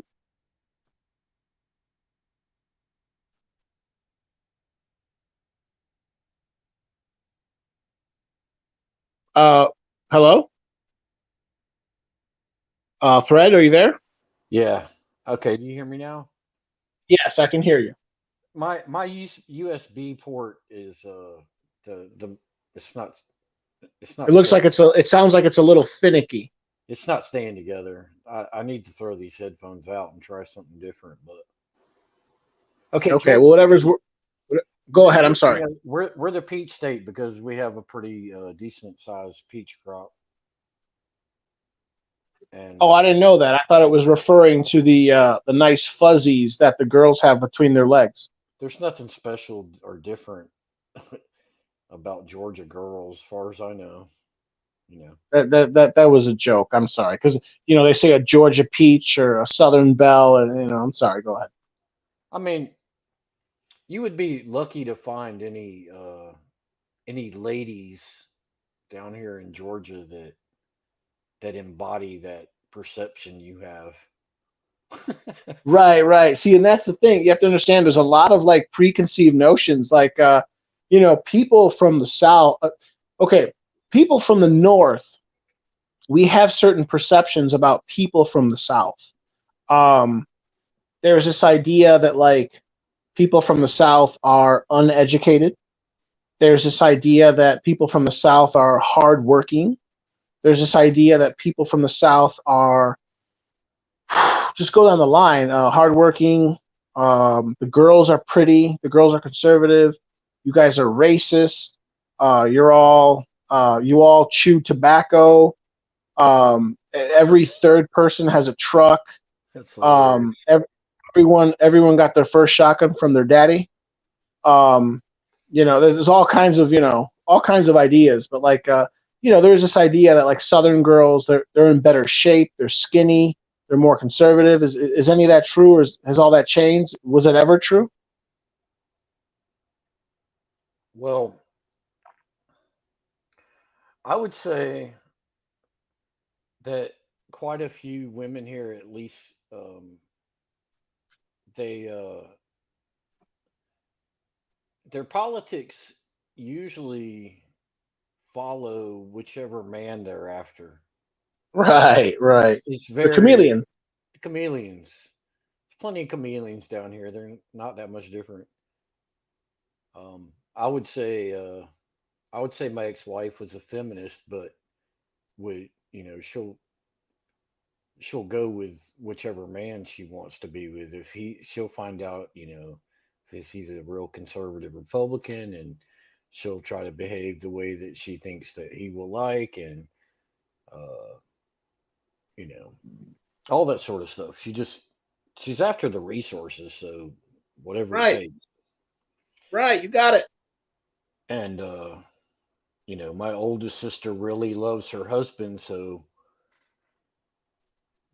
sure, she doesn't have any problem regurgitating conservative ideas and going to church and all that stuff. That's another popular preconception. Is it true that people in the South go to church more? All you got every Sunday at noon, everyone's at church. Is that true? Well, the churches I've been to, there's usually two services. The earlier service is usually around 8:30, 8 in the morning? 9, Yeah. 8:30 or 9. And Yeah. then there's usually 11 o'clock service. Yeah. The people that are really into it get there early and they sit through both of them and see it twice. You Oh know? my God. And then there's a social gathering afterwards. Right. Snacks and Yeah. that sort of Some, stuff. refreshments. Yeah.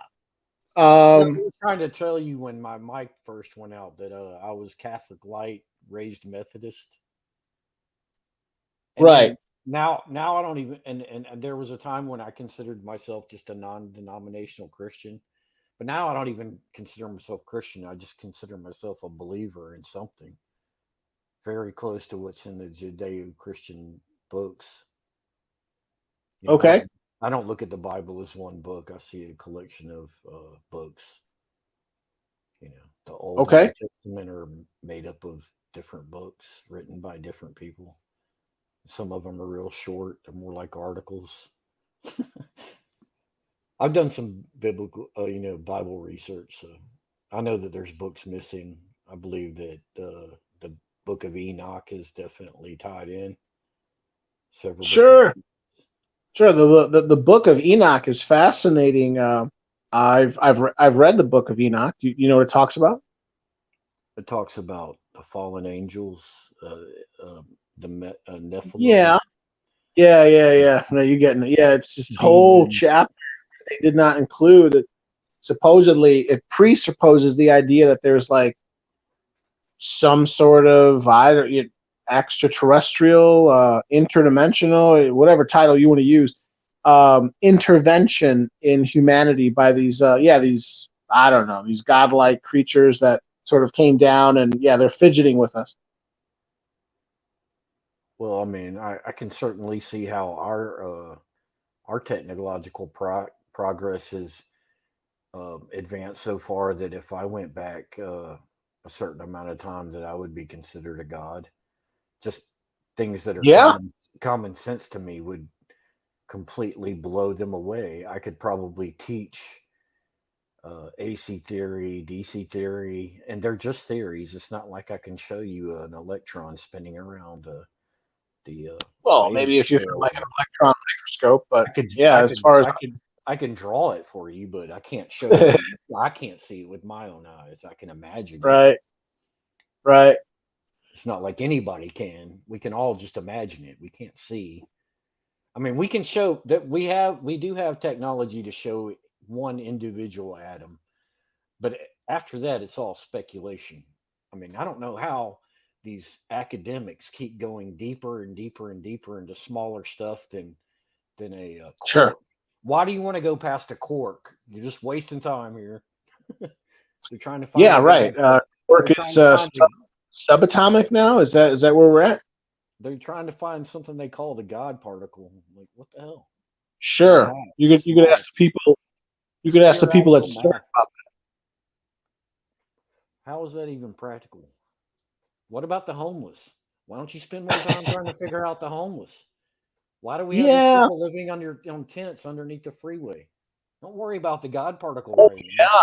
Oh man, that's becoming a problem here in Chicago. Just a little a news update for any and all people that are listening, and of course any and all people that will listen to this in the coming days. Chicago is I don't want to say inundated, but Chicago is slowly becoming peppered with homeless encampments a little here, a little there. Now at this point, okay, let me tell you a quick story. I was with a friend. We went to a park, and this is a kind of a nice area, kind of a uppity, white north side, politically, socially, economically affluent area, and we went to a big park. I can even tell you the park. It was Kilbourne Park here in Chicago. And there were homeless people there. There were like, I don't know, 6 of them, 7 of them, maybe 8 of them, but that's how it starts. And I didn't think that they'd ever be at that park, but now they're everywhere. I first saw them, I don't know, somewhere on the north side by the lake.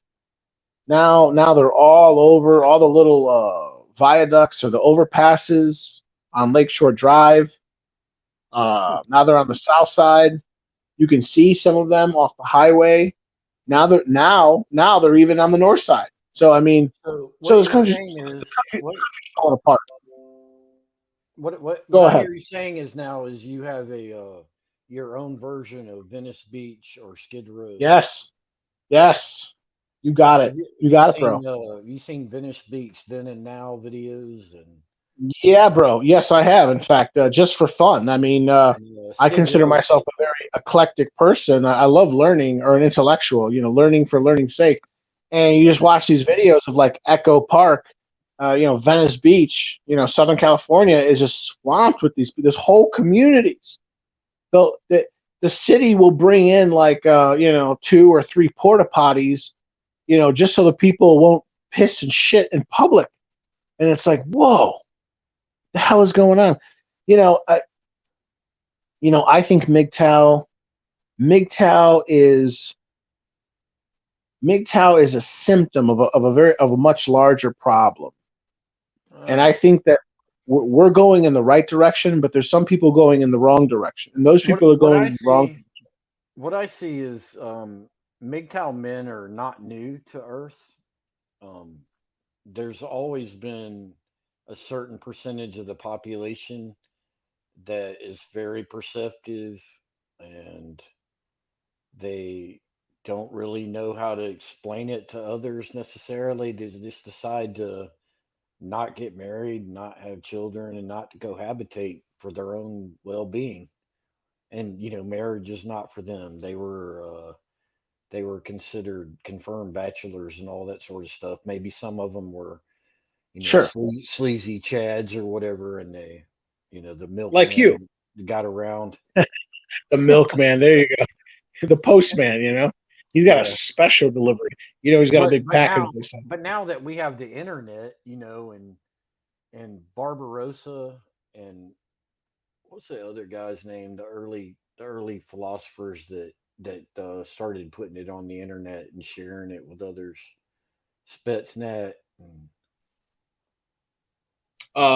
There's a lot of them. I mean, Spetsnaz, Thinking Ape, Yeah. Razorblade Candy, Barbarossa.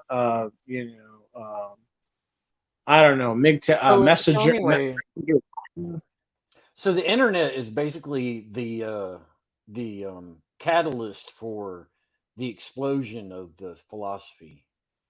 Yes, absolutely. And In it many was ways, internet and, is a catalyst for us becoming what you would consider like a level 1 civilization. A level 1 civilization is a civilization where essentially hive mind, one person can communicate one message to everyone, or everyone can convey one message to one person. It's well, even before we had the internet, there were individual men or women that would change the world.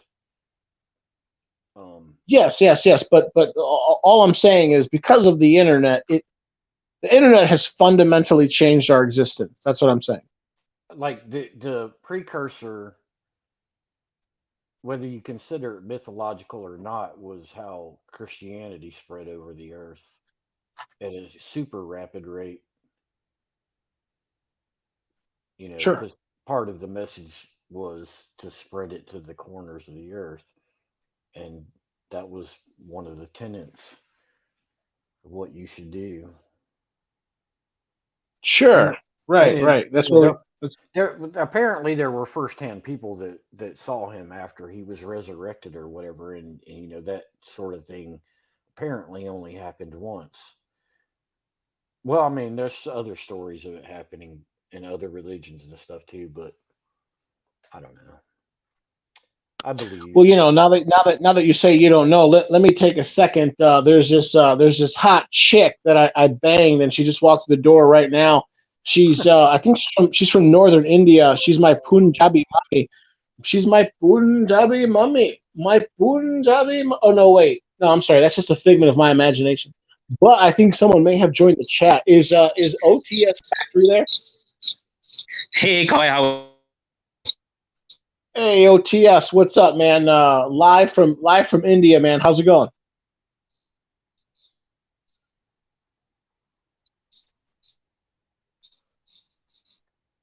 Okay, he doesn't seem to be responding.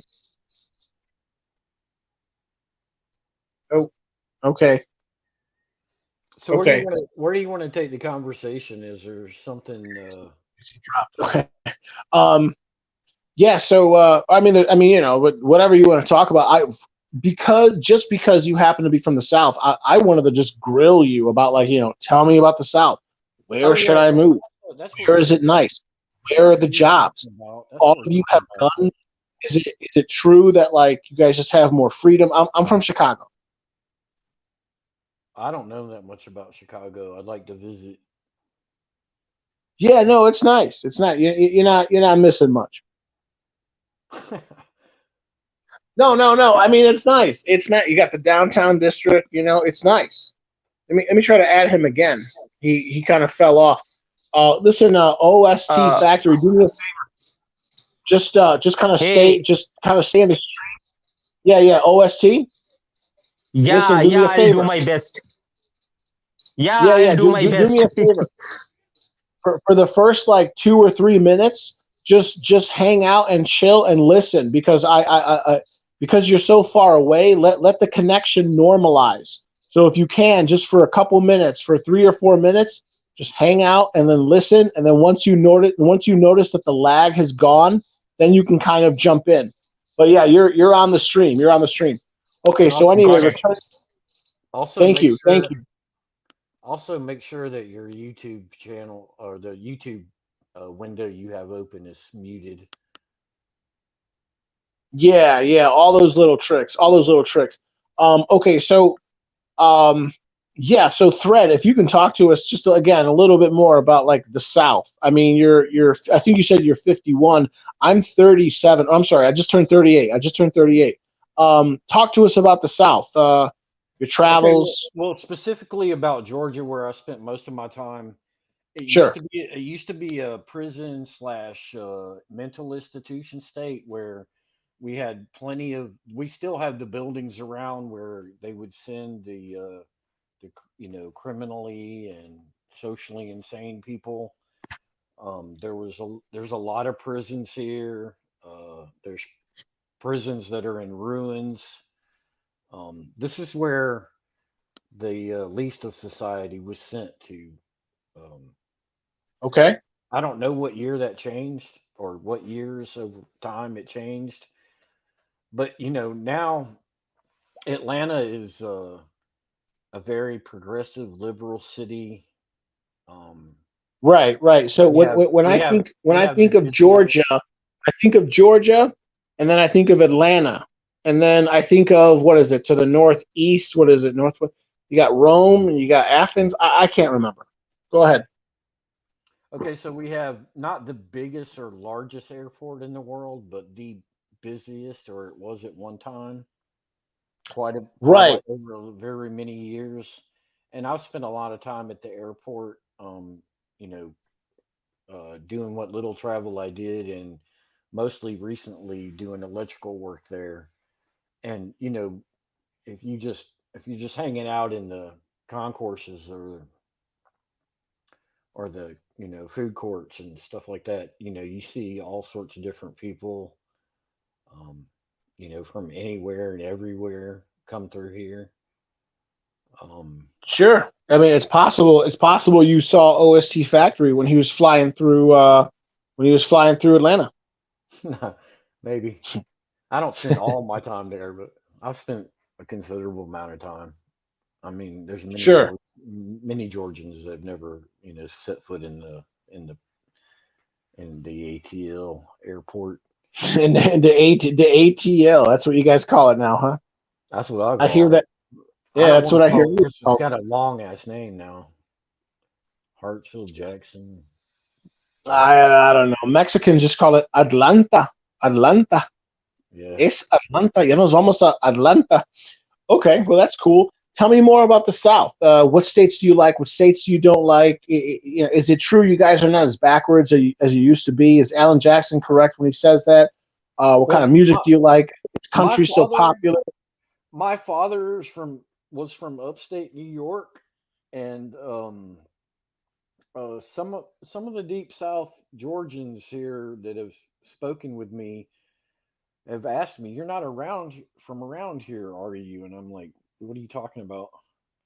Because I guess my accent's not as thick as theirs, but Okay. but I mean, people end up developing accents and speech patterns and start sounding like who they spend time with. So my father didn't have like a southern accent, but my mother did, and my sisters developed a Yeah. southern accent.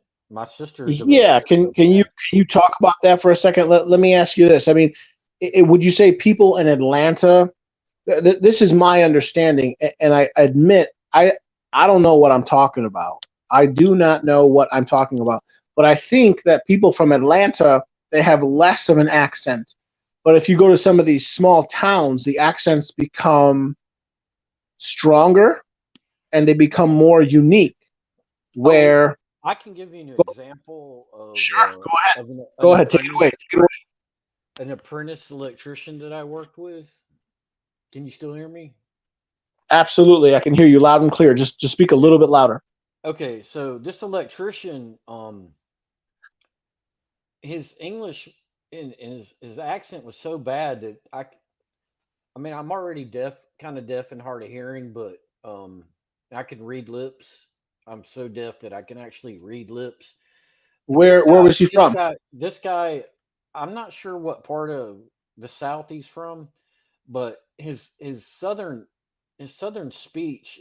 He was a young, heavyset black guy, and he's not Jamaican, but he had dreadlocks. So I don't know if Okay. he was trying to mix in some maybe Jamaican sounding stuff with his southern drawl, but he talked kind of fast, and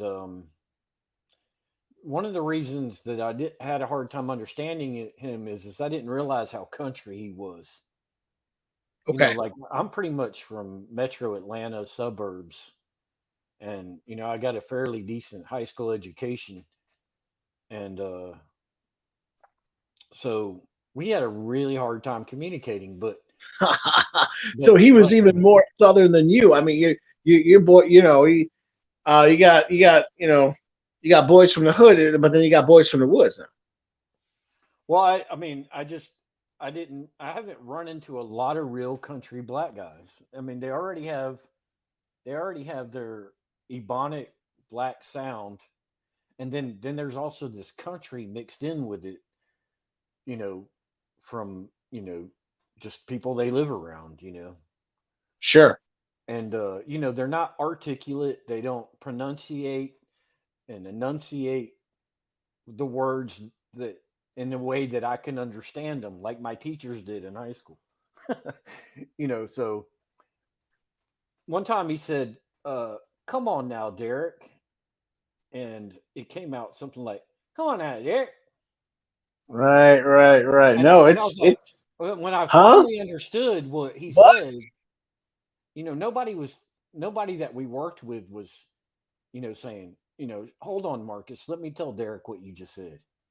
Nobody was doing that. So come on now, Derek. Sure. What Come on now, Derek. Okay. Oh, he's talking fast and country and weird. All right, so maybe I can decipher some of these sounds. Sure. But shortly after I figured that out, we stopped working together. I mean, our company split us up. Okay. So it was kind of annoying. Well, but the point is that's out there. I mean, there are people out there who are so like, they did not go to university. They may not have graduated from like a standard, high school curriculum. They really do speak. Their speech pattern is so colloquial.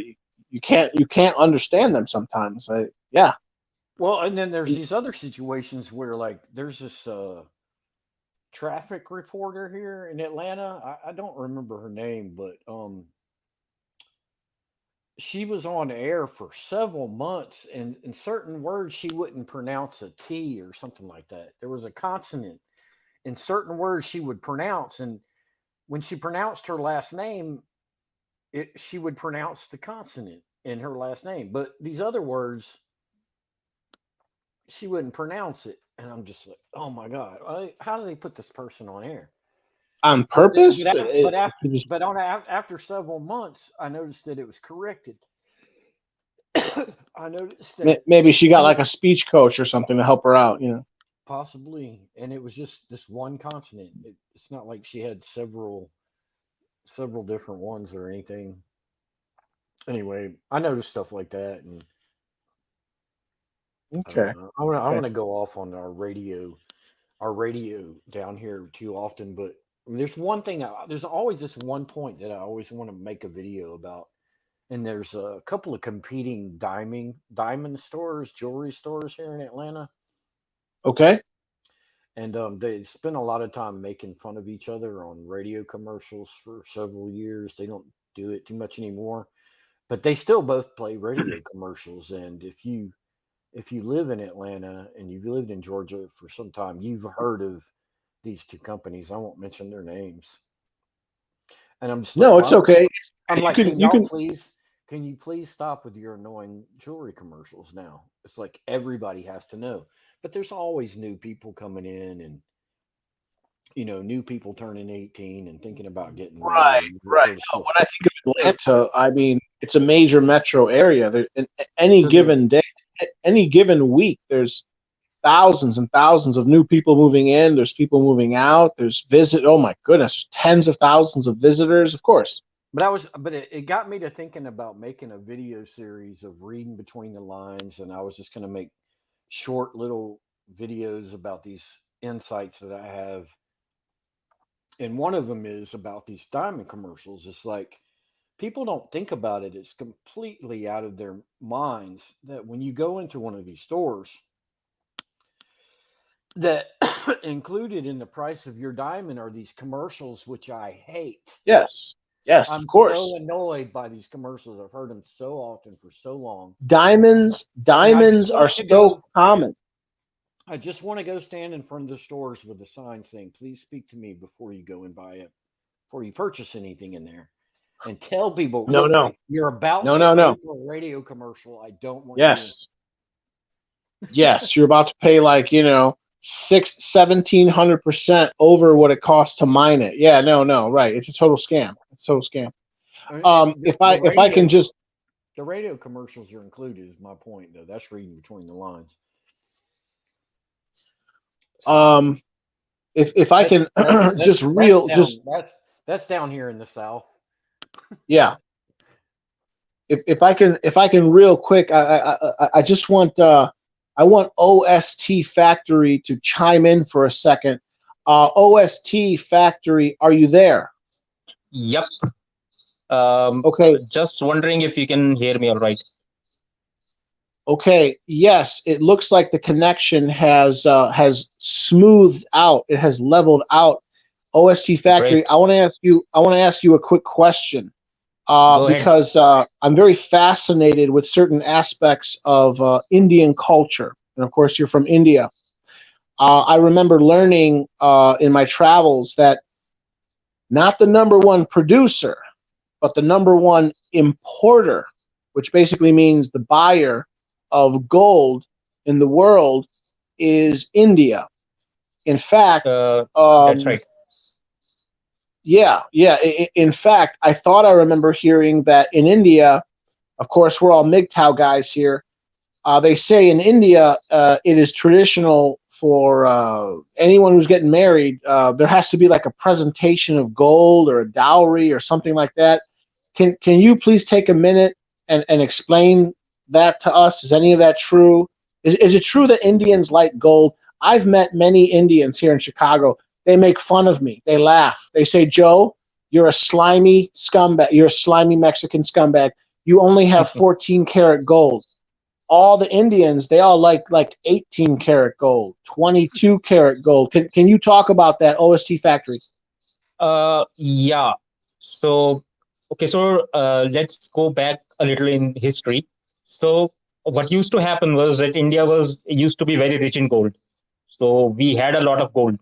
So what used to happen was that whenever a woman would get married, her parents would make some gold jewelry and give that jewelry to her as both as a dowry and an insurance policy, because like think in terms of like 16th century, like when a woman gets married, Right. yeah, so she moves to like some other village or some other state. So like if things don't work out and like she has to, like, she would not have any money, so what she would do is that she can use that jewelry as, like, because Gold it's to gold, right? restart. Yeah. To essentially, like, to come back to her own hometown. Yes. And yeah, because back in the day, women did not have like money. Like men handled all the finances, and she would not have any money. But again, this tradition has almost gone out of like practice, because Practice. because now we are living in 21st century. This is like post modernization thing that's going on. So apparently, to the best of my knowledge, my mother received some jewelry, but now it is more of like, because it's a tradition, so it's going on. So you give some jewelry to your daughter when she gets married, but like not in the same way that it was done back in the day. So yeah. Okay. And Okay. also, Why? Go ahead. I'm sorry. So, so you were talking about Knoxville, Tennessee, like in the stream. So I'm glad that I got on when Thread is here. So, in Knoxville County, in Knoxville, Tennessee, I believe Glenn Jacobs is the mayor, and he's fighting I believe he's apparently fighting the jab mandate. So, like, it's interesting, like something you should really look into if you are thinking about moving. Yes. Moving away from Chicago. Yes, Yeah. I couldn't agree more. So when I look at like local and state politics, you definitely want to look at the local population, and for that matter, or ergo, the local politicians are saying, reflecting the local politics. Places like Texas, places like Florida, places like Tennessee, the South in general, but there's some states that stand out.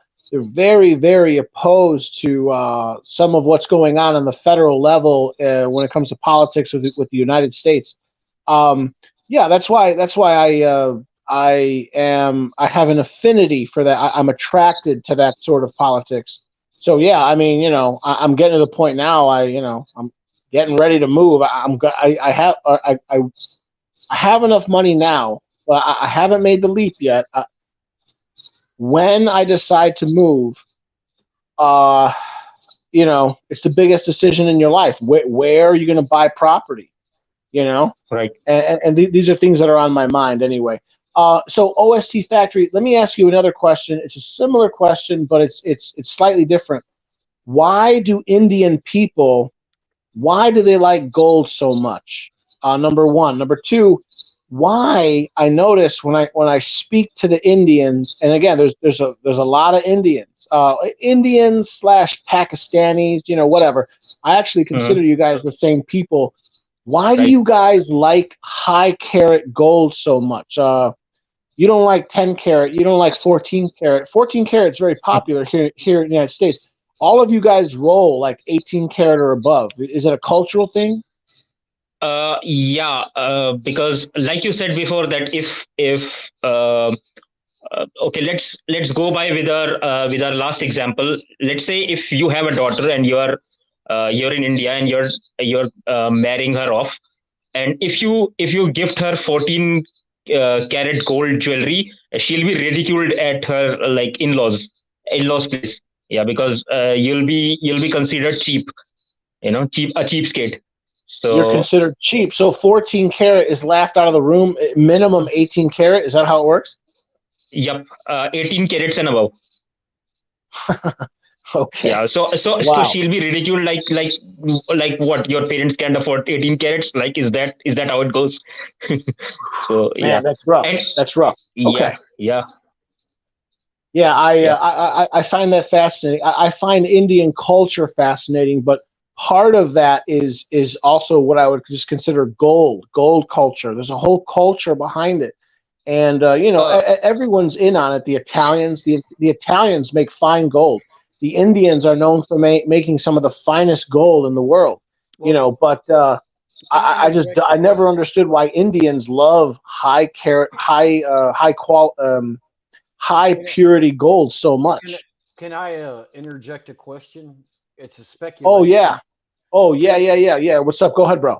okay, if you're a parent and you're marrying off your daughter and she's going to move to some other town, and you're worried that it might not work out between her and her new husband, and that she may have to make the trip back to the new town, the higher carat gold that she has, the more valuable it is, and the trip back home is going to be that much easier, and so you Right. value your daughter's travel back more if you can give her 24 karat gold, because it's going to make uh Yes. it's going to make her trip back to town that much easier and luxurious. Well, what I thought I remember learning is that the Indians they don't like 24 karat gold. They like 18 and they like 22 because they're fascinated with turning the gold into jewelry, and they'll make this all big elaborate bullshit. The woman looks like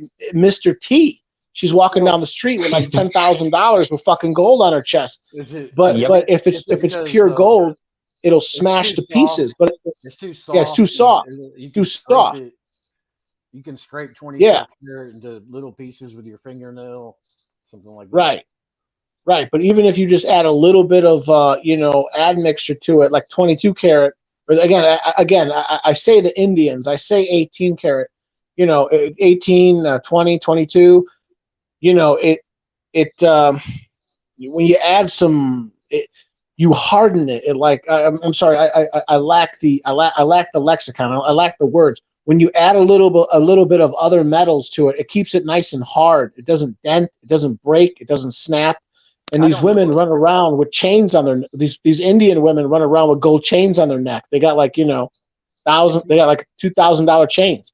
it's metallurgy, but I don't know which other element they add to it. I don't know. I believe I it's just chromium. One of them is chromium, but I'm also not sure because I don't wear jewelry. But Okay. but yeah, but what Thread said right now is quite true. is it safe to say that That the value of the gold is tied to like the the parents' love for the the daughter? more pure gold you have, I don't know. I don't you OST Factory. Do you care to answer that? Is a symbol of the caring and love that the parents have for their daughter? like in this way. So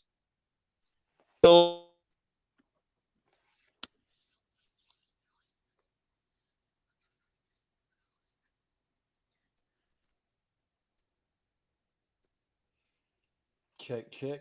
Oh, Yeah, right. Let's see. Are you Gold they used there? to Are carry. you So there? Go ahead. yeah, I'm here. Can you hear me? I believe there is lag. Yes, Yeah. yes. I heard a little bit of a lag. It was real nice and smooth for the first 5 minutes. Now I'm experiencing some lag. Can you guys hear me? I can, although I'm not sure if you can hear me without a lag. Both of you guys are coming in clear right now. Okay, now both of you are coming in clear. I'm sorry, OST All Factory. right. Go ahead. What were you saying? Okay, so let me repeat. So India used to be very gold rich. So if you look at like former kings and queens, I mean, you'll see the on the queen you'll barely see any skin. You'll only see gold. That's how much gold they used to carry. So so you know that women like to marry up, you know, and this is something that we discuss all the time in like in the MGTOW space, that women Sure. always likes to marry up. So let's say that again, using my previous example, let's say you have a daughter and you are trying to marry her off to someone with like someone who's more let's say have a better social standing. So Yes. so you don't want to appear a cheapskate or frugal. So this ties in with what Thed said, that it is directly proportional to the amount of care and love you have for your daughter. So yeah. But what if you don't love your daughter? Then what do? You just give her silver? I don't know. You give her a goat to ride to the new That's a piano. joke. Yeah. That's a joke. I mean, OTS Factory. I have a question for you. Can you talk about silver? Can you talk about silver as opposed to gold?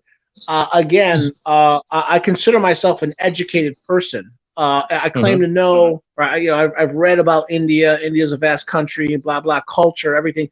Do you guys have any sort of culture affixation with like silver? Do you guys like silver? Because from what Uh, I know, you guys don't. You guys love gold. It's all about gold, gold, gold, gold. yep. Like silver is not really popular. Um, I used to watch Venshan a lot, and he used to stack a lot of silver. But Yes. uh, yeah, but silver.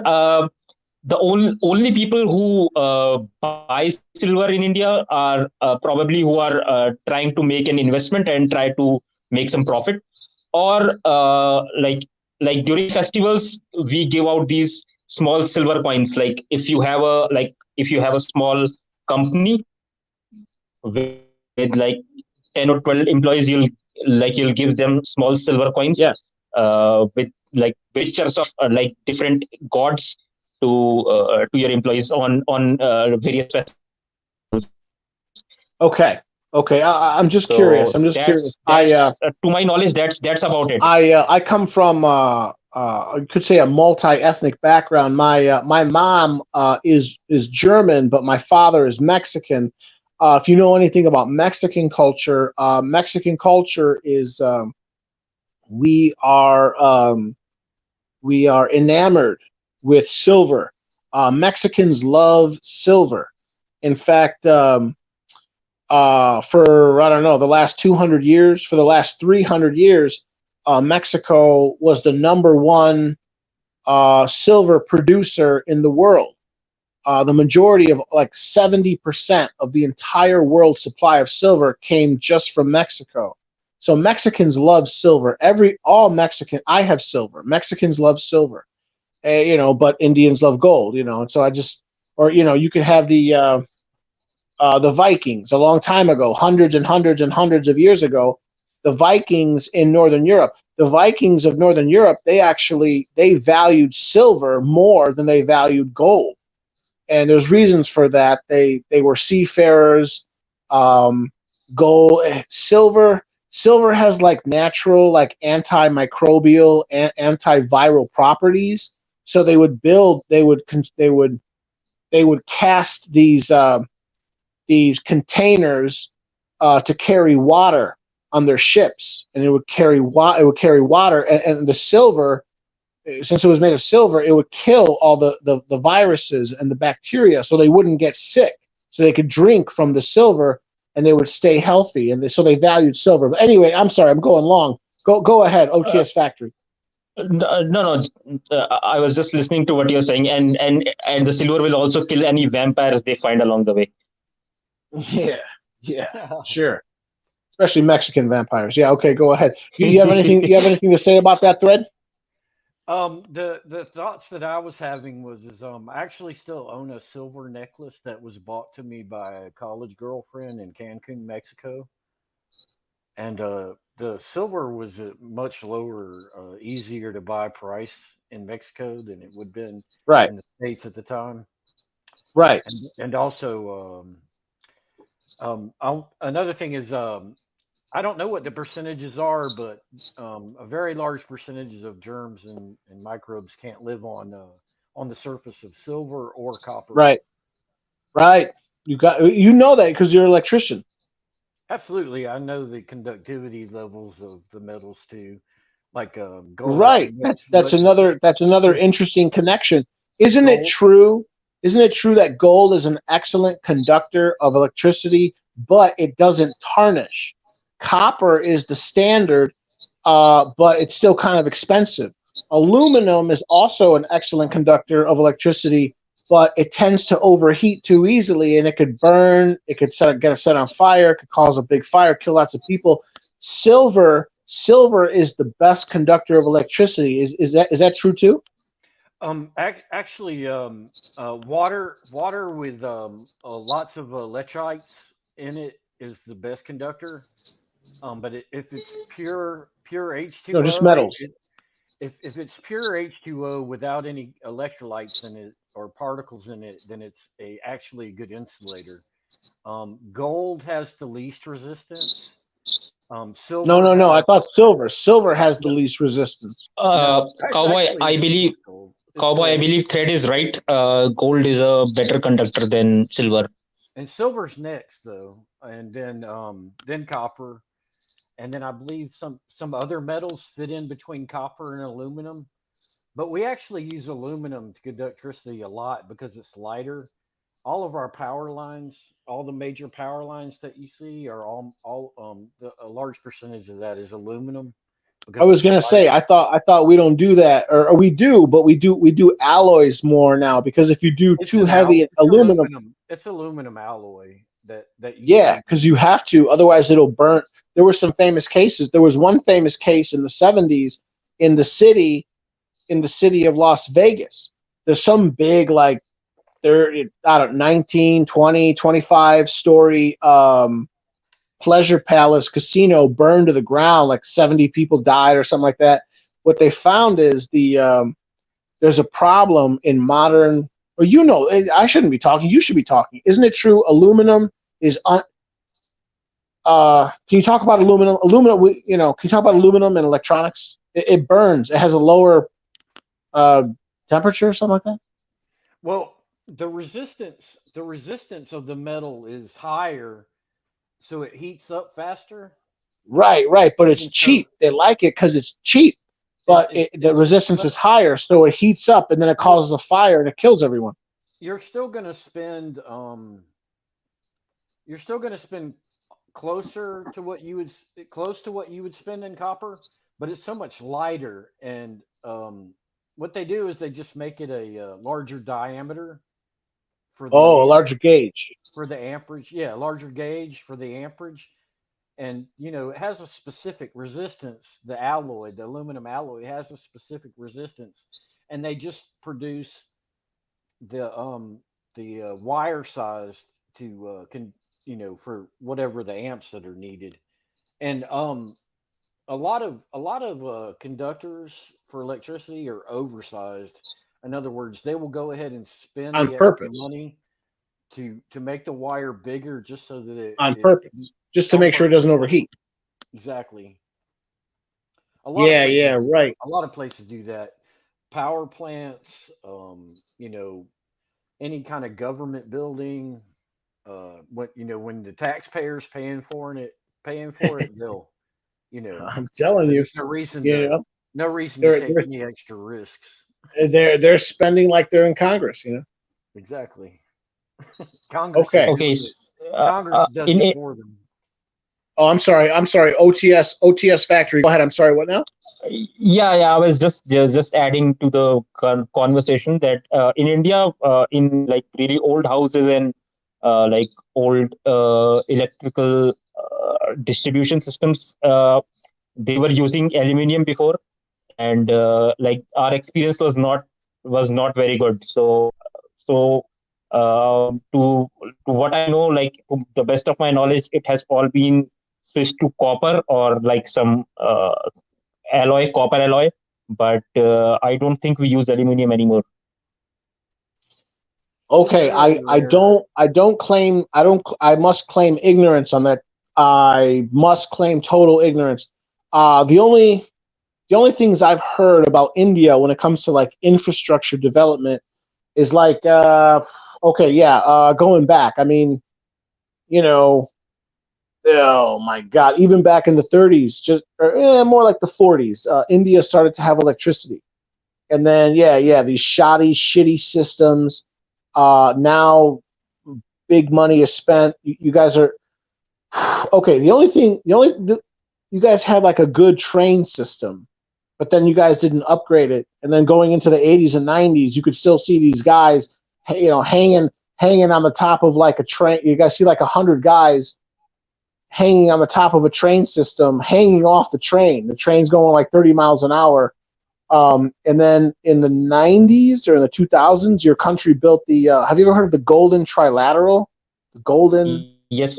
It's like the road, ultra modern road system of the future, some shit like that. Can you talk Yes. about that? Yeah, I mean, India has always been behind on the infrastructure side of things because again, we just gained independence in 1947, so 75 years is not a very long time in a nation's history, and uh, and yeah, I mean, we've all constantly been fighting wars since we got independence. We've already, Right. Well, I mean, yeah, you and guys had electricity. You guys have all that shit, but finally, you guys are starting to make some money. I'm sorry, what's it called? Is it called the Golden Quadrilateral or some shit like that? An ultra yeah, modern road? yeah, we just call it the Golden Corridor, but yeah, Golden Oh yeah. Quadrilateral is, yeah. So, so yeah, I mean, and we are surrounded by like Pakistan and China and Yes, and China. Bangladesh. So, Oh, boy. so we have Okay, to, so we have to field OST. If I send you the money, can you ship me a Tata? Is that possible? a Tata what? The Tata, the car. There's a very famous car or I shouldn't say very famous. There's here in America, the most famous car from India is a car company called Tata.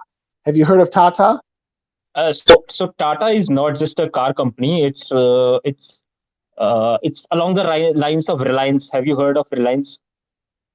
No, I'm sorry. No. Okay. So Tata does everything. I mean, it operates airlines. It has its own software development. It has Oh, so yeah. So they're it's a in the power sector conglomerate. as well. They do So everything. yeah. So they do everything. So yeah. So what Tata did was back in the day.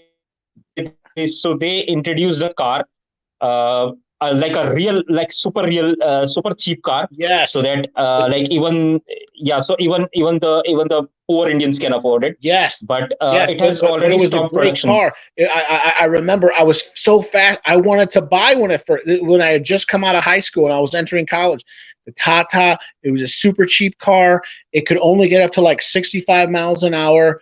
It could only seat, I think, 4 people. It was 2-door, but it was like $3,000 brand new. Here in America, Yep. that's super cheap. I don't Yep. care if I can't go 90 miles an hour on the expressways.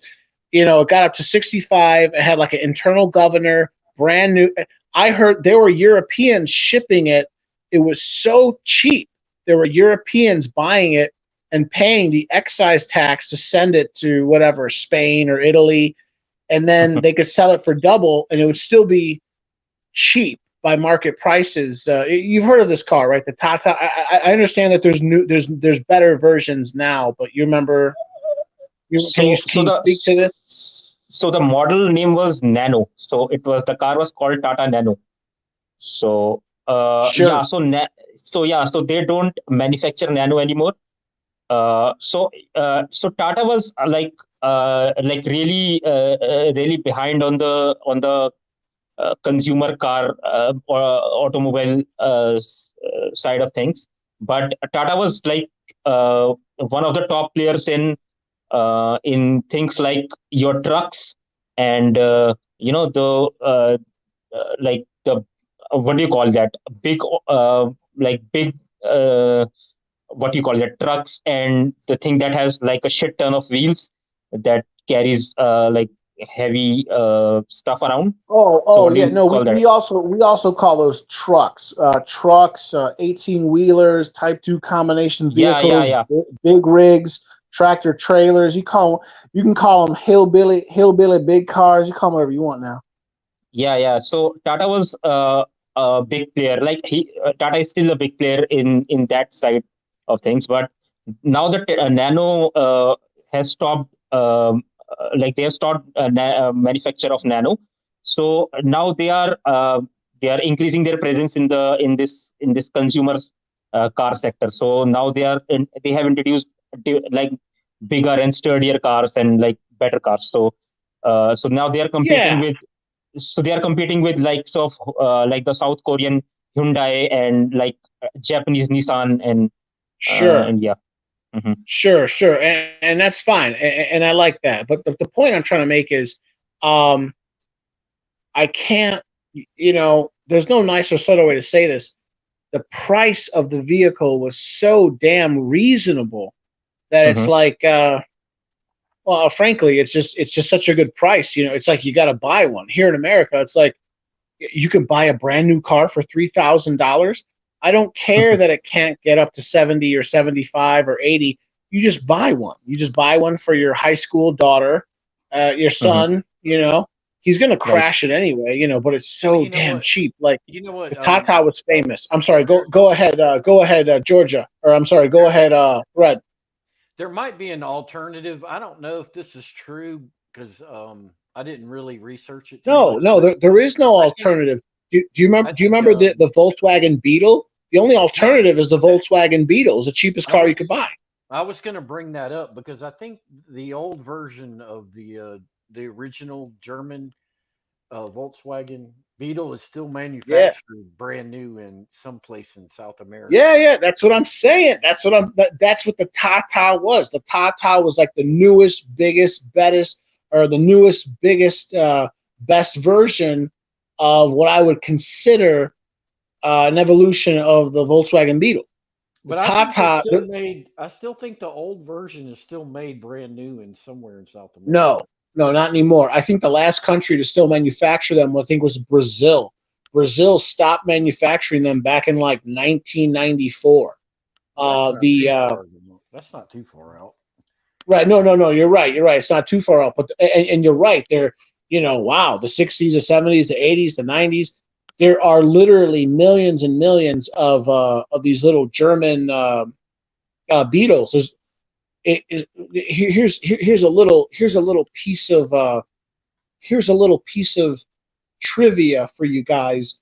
Of course, the beetle was created. The inception, the idea, the philosophy was created in Germany, but it in many ways it was Mexico who took this idea and they proliferated it. The Mexicans took the beetle and they just mass produced it, and then it spread. The Brazilians took it, and then they started doing the same thing. There are millions and millions and millions of beetles running around to this day all over Brazil, Argentina, Peru, you name it, all Mexico to this That's why day. I don't understand why some of those aren't shipped up here and sold to Americans, poor Americans that need a a good, reliable little car.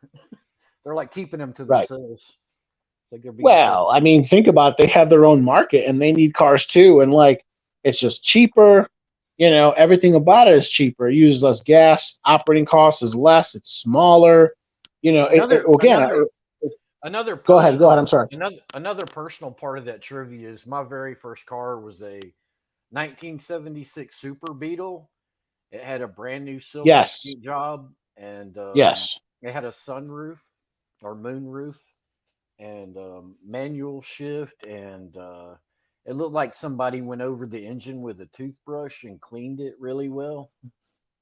Yeah. And I only got to drive it for approximately 2.5 weeks because Oh, I'm sorry.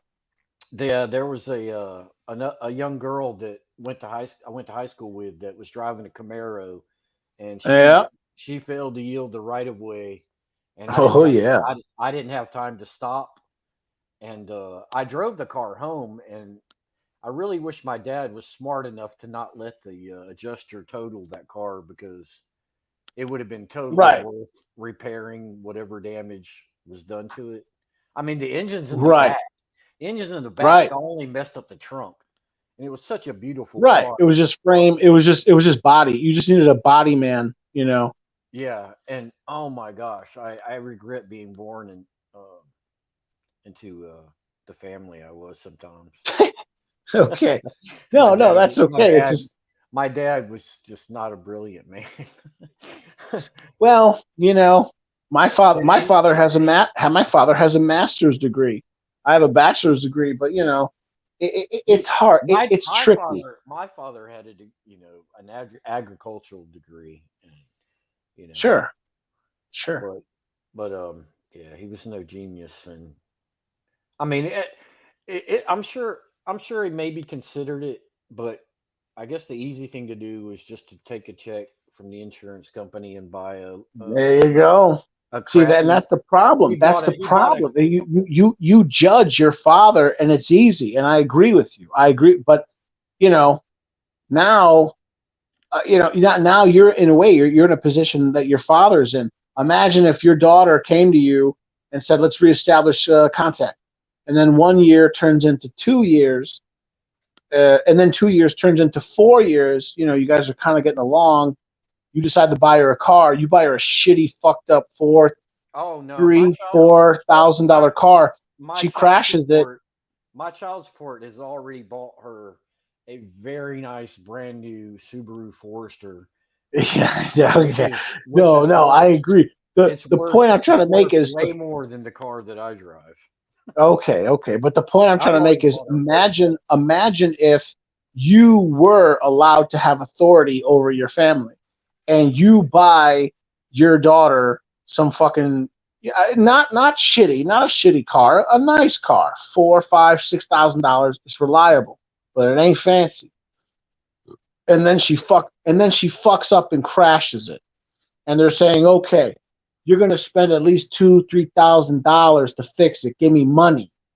Well, no, fuck that, because the insurance company's offering you $1,500, $1,800 just to sell it, get rid of it. They're totaling it. They'll take it. They cut you a check. You get $1,800. You gonna pay $1,800 or you're gonna take $1,800? A lot of people those take the money. A lot of people take the money. Well, I was only 16 years old, and I was naive. But if I had been informed about how car insurance works and all that stuff, you weren't informed. I could have maybe convinced my father to let me work off.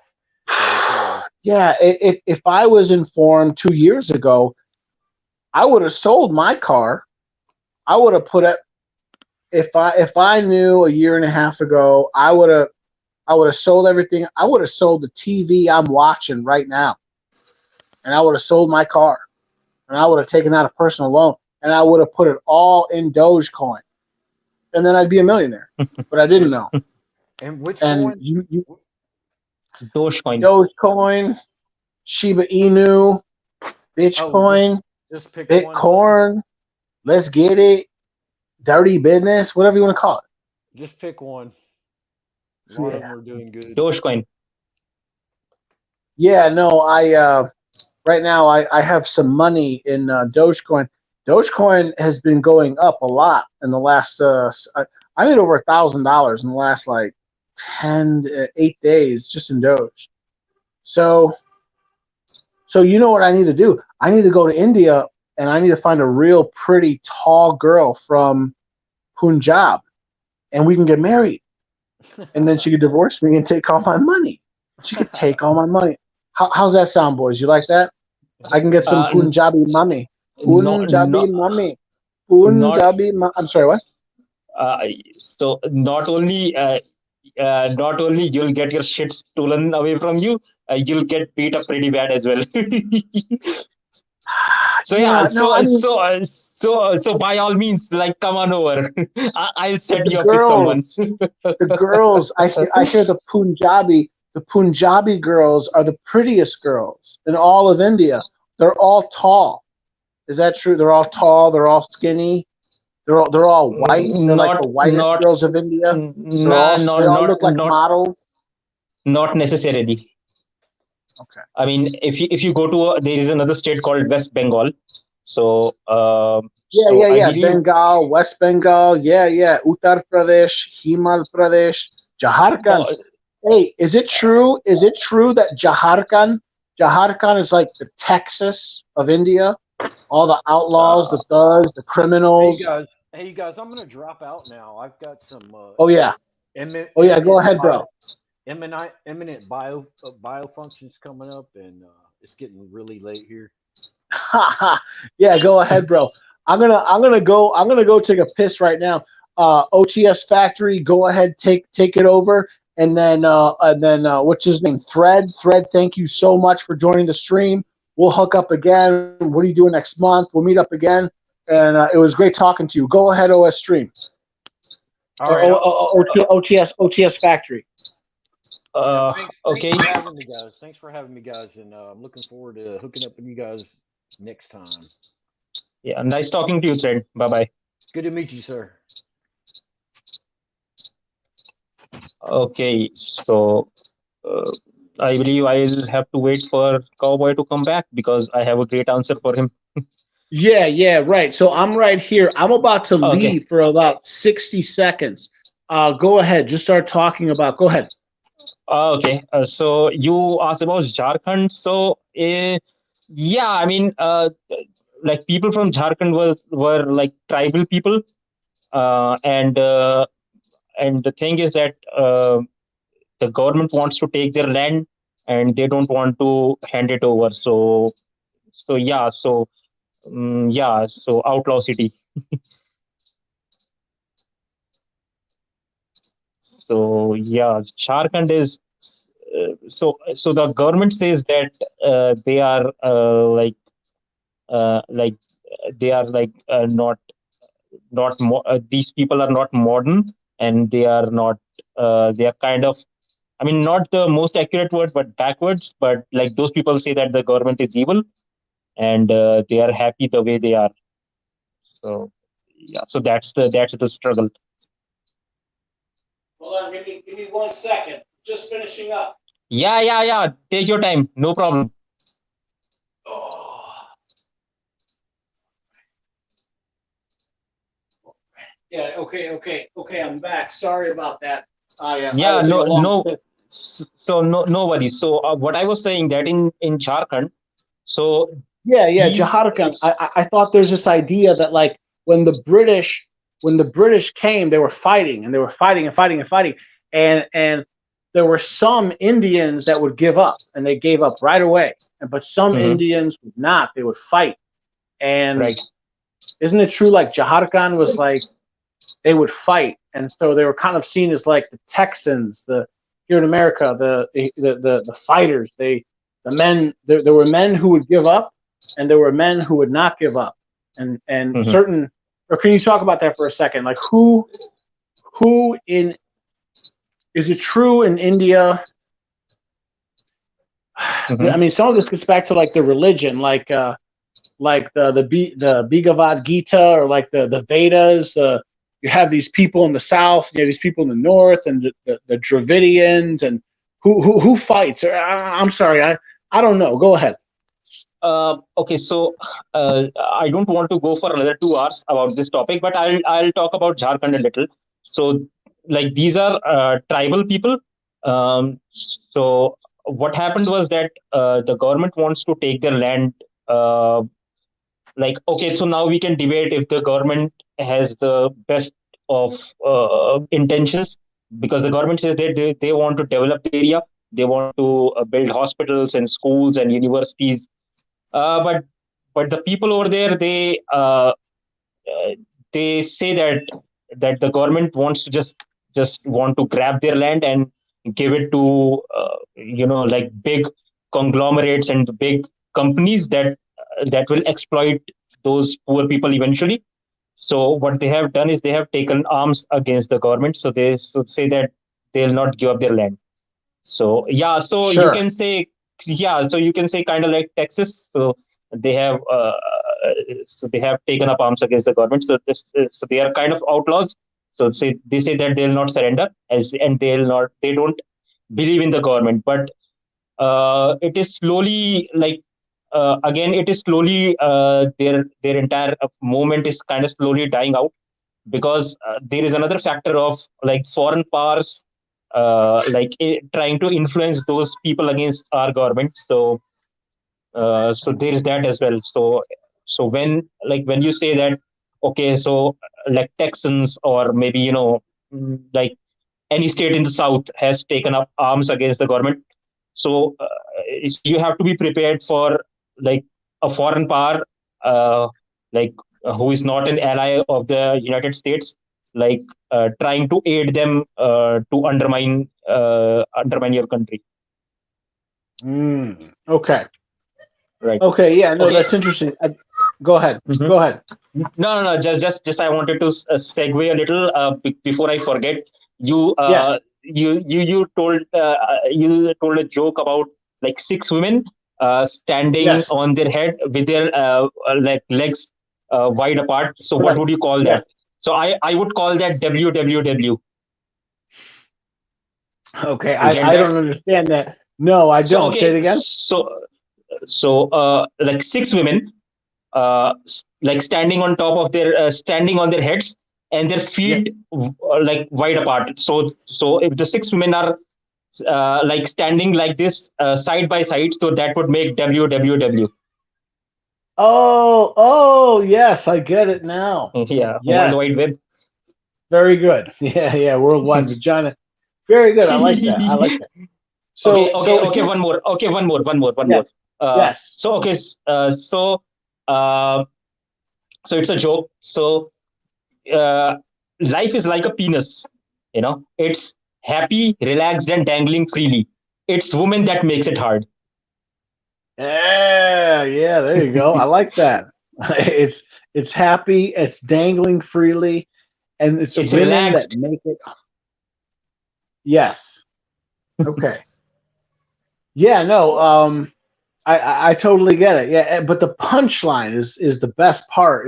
Women make it hard. It's Mm-hmm. it's a double entendre. Frankly, I like it.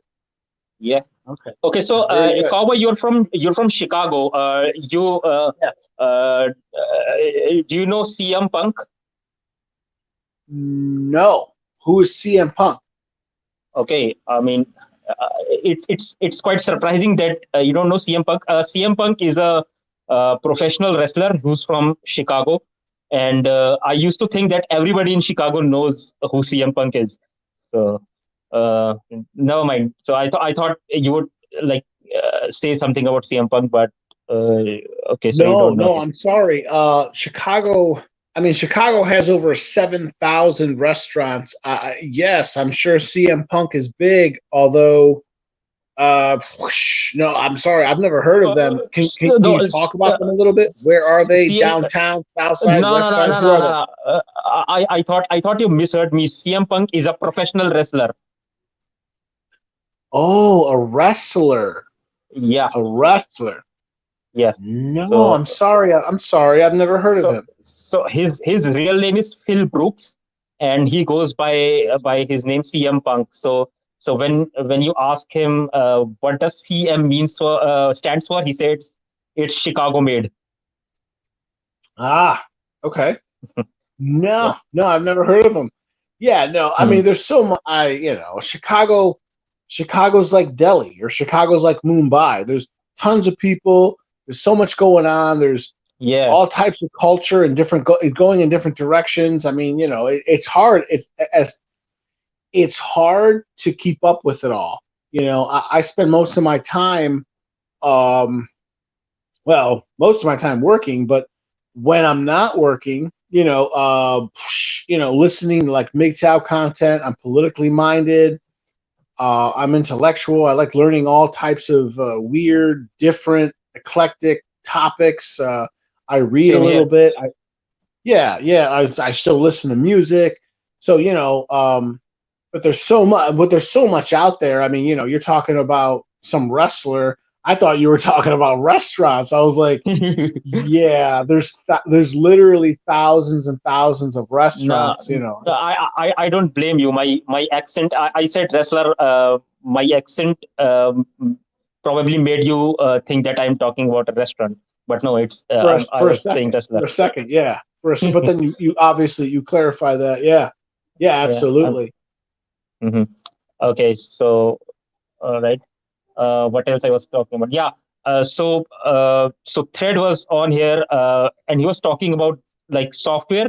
So when he said software, so I immediately jumped into the stream because I said that I want to talk about this because that's what I do for a living.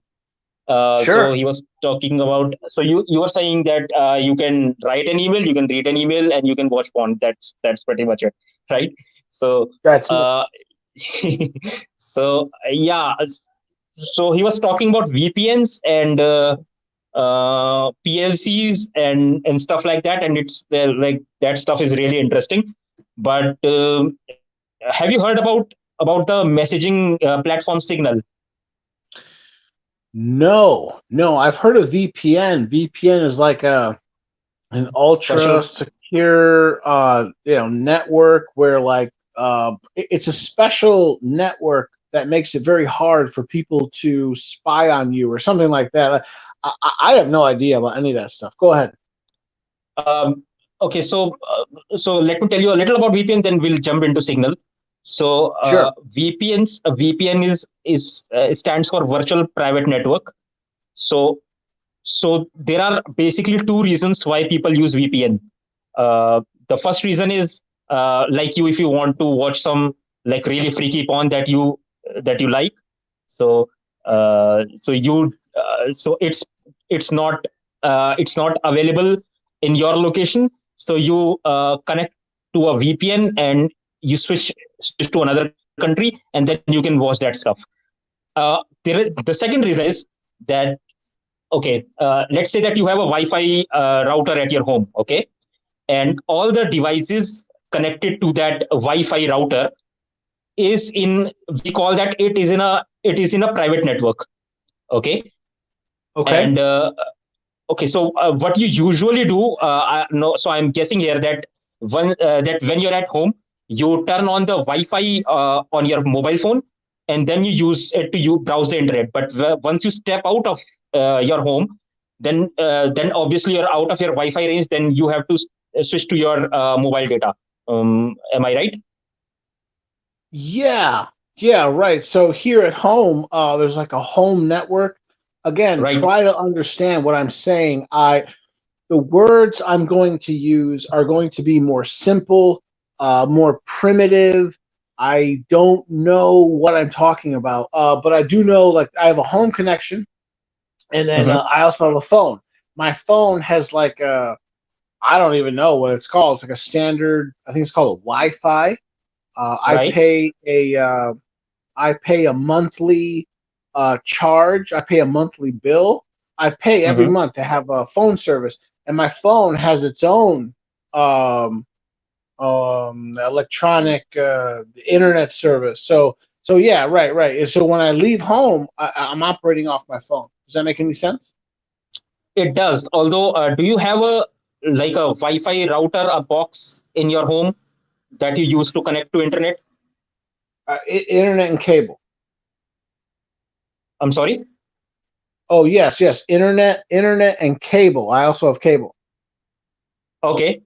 So cable is pretty much a wire that is connected to your router, so that you plug into your laptop or your desktop computer or your Mac. You're already losing me. So I got like a box and it has got like lights on it. It's got like two Yeah. little antennas. And it lights Yep. up. Yep. So that's a Wi-Fi router. So what you usually do is when you're inside your home to connect to your internet, so you turn on the Wi-Fi on your mobile phone. Is that correct? Yes. I don't know. I don't. Yeah. No. I don't know. Shit.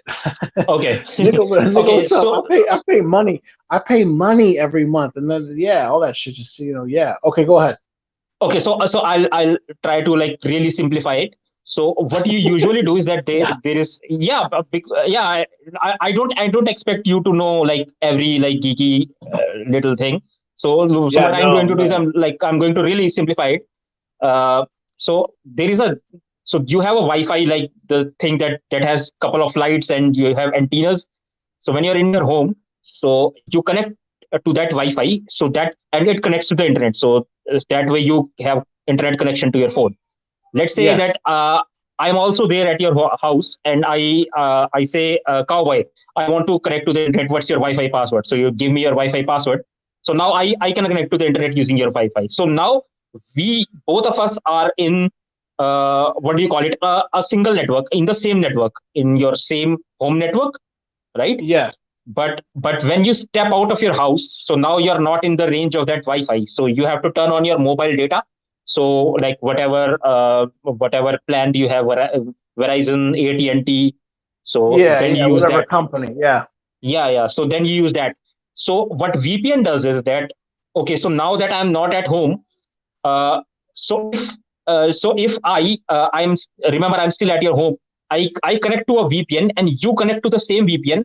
So even though we are not in the same house, like we are not at the same physical location, we are virtually in the same location. So that's why it's called virtual private network. So before we connected to a VPN, uh, when both of us were in the same location, we were in a private network. But now that you have like left your home, you have gone outside. Now you and me connect to a like the same VPN. So now we are in again in a private network, but it's virtual because we are not in the same place. So it's a virtual private network.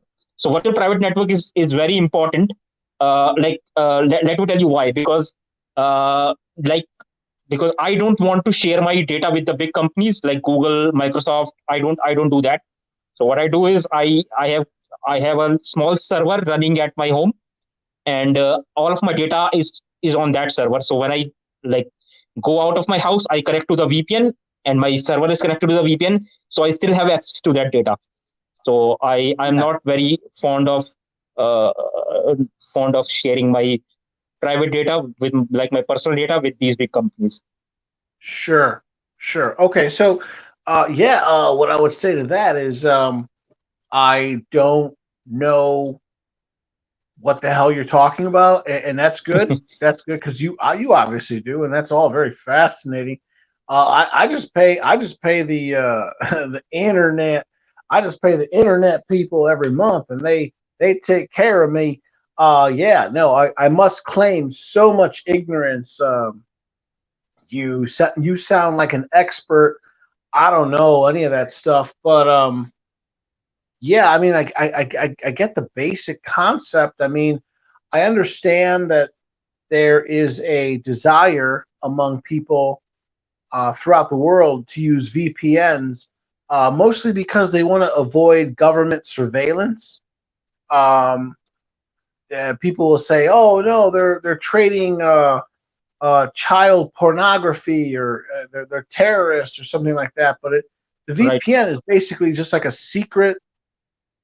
It's a secure network or something that people use to communicate, so they can't be. I don't know. It's like specially encrypted or something. I don't know. I don't know. No, it's very simple to understand. Like for example, you want to visit some site, okay, Yes. some website, and you know that if you visit that website, either it is banned in your country, or if you are skeptical that if you visit that Yeah, site yeah, you'll but be on the why would it be banned? Why would it be? This is America. Nothing is banned. What are you talking about? That's a joke. okay. That's a joke. Okay, you Okay. got that. I like that. You caught on quick. This isn't China. I'm sorry. Go Yeah. ahead. Go ahead. Yeah. Okay. So you want to visit a site, and under normal circumstances you cannot access that site. Okay. So what you do is you call me up and you say, "Hey, OST, can you access that site for me and tell me what's going on?" So what I do is I'll access that site and I'll tell you what's going on. So if the government is spying on you, so they cannot say that you access that site. They can only say that you called me. Okay, so you Okay. technically did not access that site. I accessed that site on your behalf, right? So that's I what see. VPN does. So that's what I see. VPN does. So even if the government is spying on you, they can only see that you are contacting your VPN server, and your VPN server is accessing that site on your behalf. But here's the So thing. it's like a Yeah, third party yeah, network or something. exactly. Yeah, exactly. It's just a simple web server. It's simply a server. So now instead of connecting to that website directly, you are going through a third party. Okay. Yeah, that's pretty much it. But here's the thing, like most of the VPNs, they collaborate with the government to like give out your data, so they are not exactly private. Oh So no. Oh yeah, no. That sounds terrible. Then why get a VPN? I mean they claim that they have no lock policy, they have zero lock policy, and they don't give out your data to the government. But like no, they all of them Well, you have to just said comply that with the government. yeah, you just said that they do. Yeah, they do. So what I do is I have created my own VPN server. So I hold all the logs, and Ah, okay. yeah.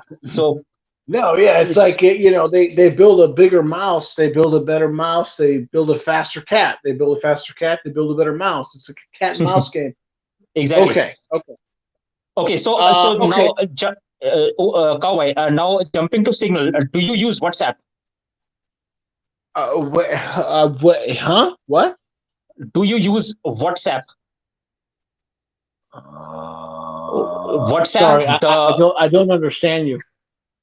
I'm talking about WhatsApp, the messenger. You know, Facebook. No, I don't use Facebook. I stay off of Facebook. Yeah, me neither. But do you use WhatsApp? WhatsApp.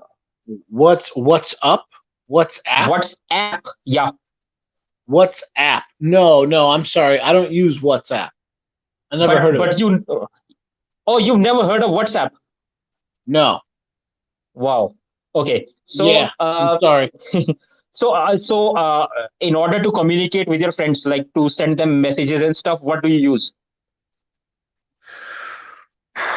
I mean, at this point, I basically use my phone. My phone is I use it every day. I check it 20 times. I check it 40 times, 50 times a day. No, It's I mean, called. so do you just text them, or do you use Yeah. any Google Hangouts or something like that? No. Okay, so I mostly message and call people, and then I have a Yahoo. It's called an email address. I have one Yahoo email address, Okay. and then I have one YouTube channel. I have a channel, Right. and in order to keep it secret, I created a second email address called a Gmail address. Right. And that's basically it. I got a phone, I got the internet, I got the YouTube. Okay. So you don't use WhatsApp. So Facebook owns this application called WhatsApp. It's very famous, and there is a competitor called Signal. So the reason that I'm telling you all this stuff is that recently, like FBI did a subpoena on, am I pronouncing this right? Subpoena, SUBPOENA. Yes. A subpoena Okay. is a forced. It's where they order you Yeah. to court to offer up knowledge. Yep. So, FBI, like California Supreme Court, I believe it was California Supreme Court. So FBI went to the California Supreme Court to obtain a subpoena on Signal.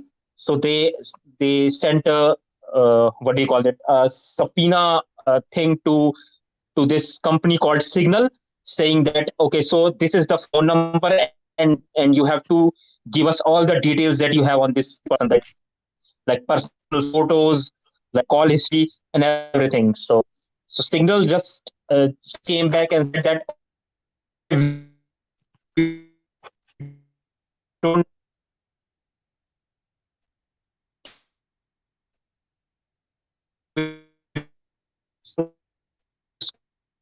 store that. So I thought he used like more secure and more private. But yeah, like maybe some some of our Sure. listeners will find it useful. So if anybody who's using WhatsApp, switch to Signal. Mhm. Today, Cowboy, I think I'm. Hello. OST Factory, are you there? Hello. Oh, you see? Yeah, I'm here. Can you hear me? Oh. Okay, it looks like you came back. Okay, I'm sorry, I lost you for a second. Yes, I can hear you. Can you hear me? Hello.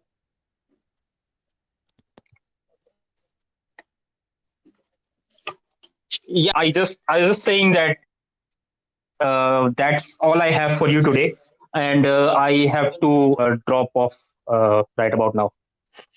If you have any other questions, like go right ahead, but I have to like drop off real soon. Oh yeah, no, that's fine.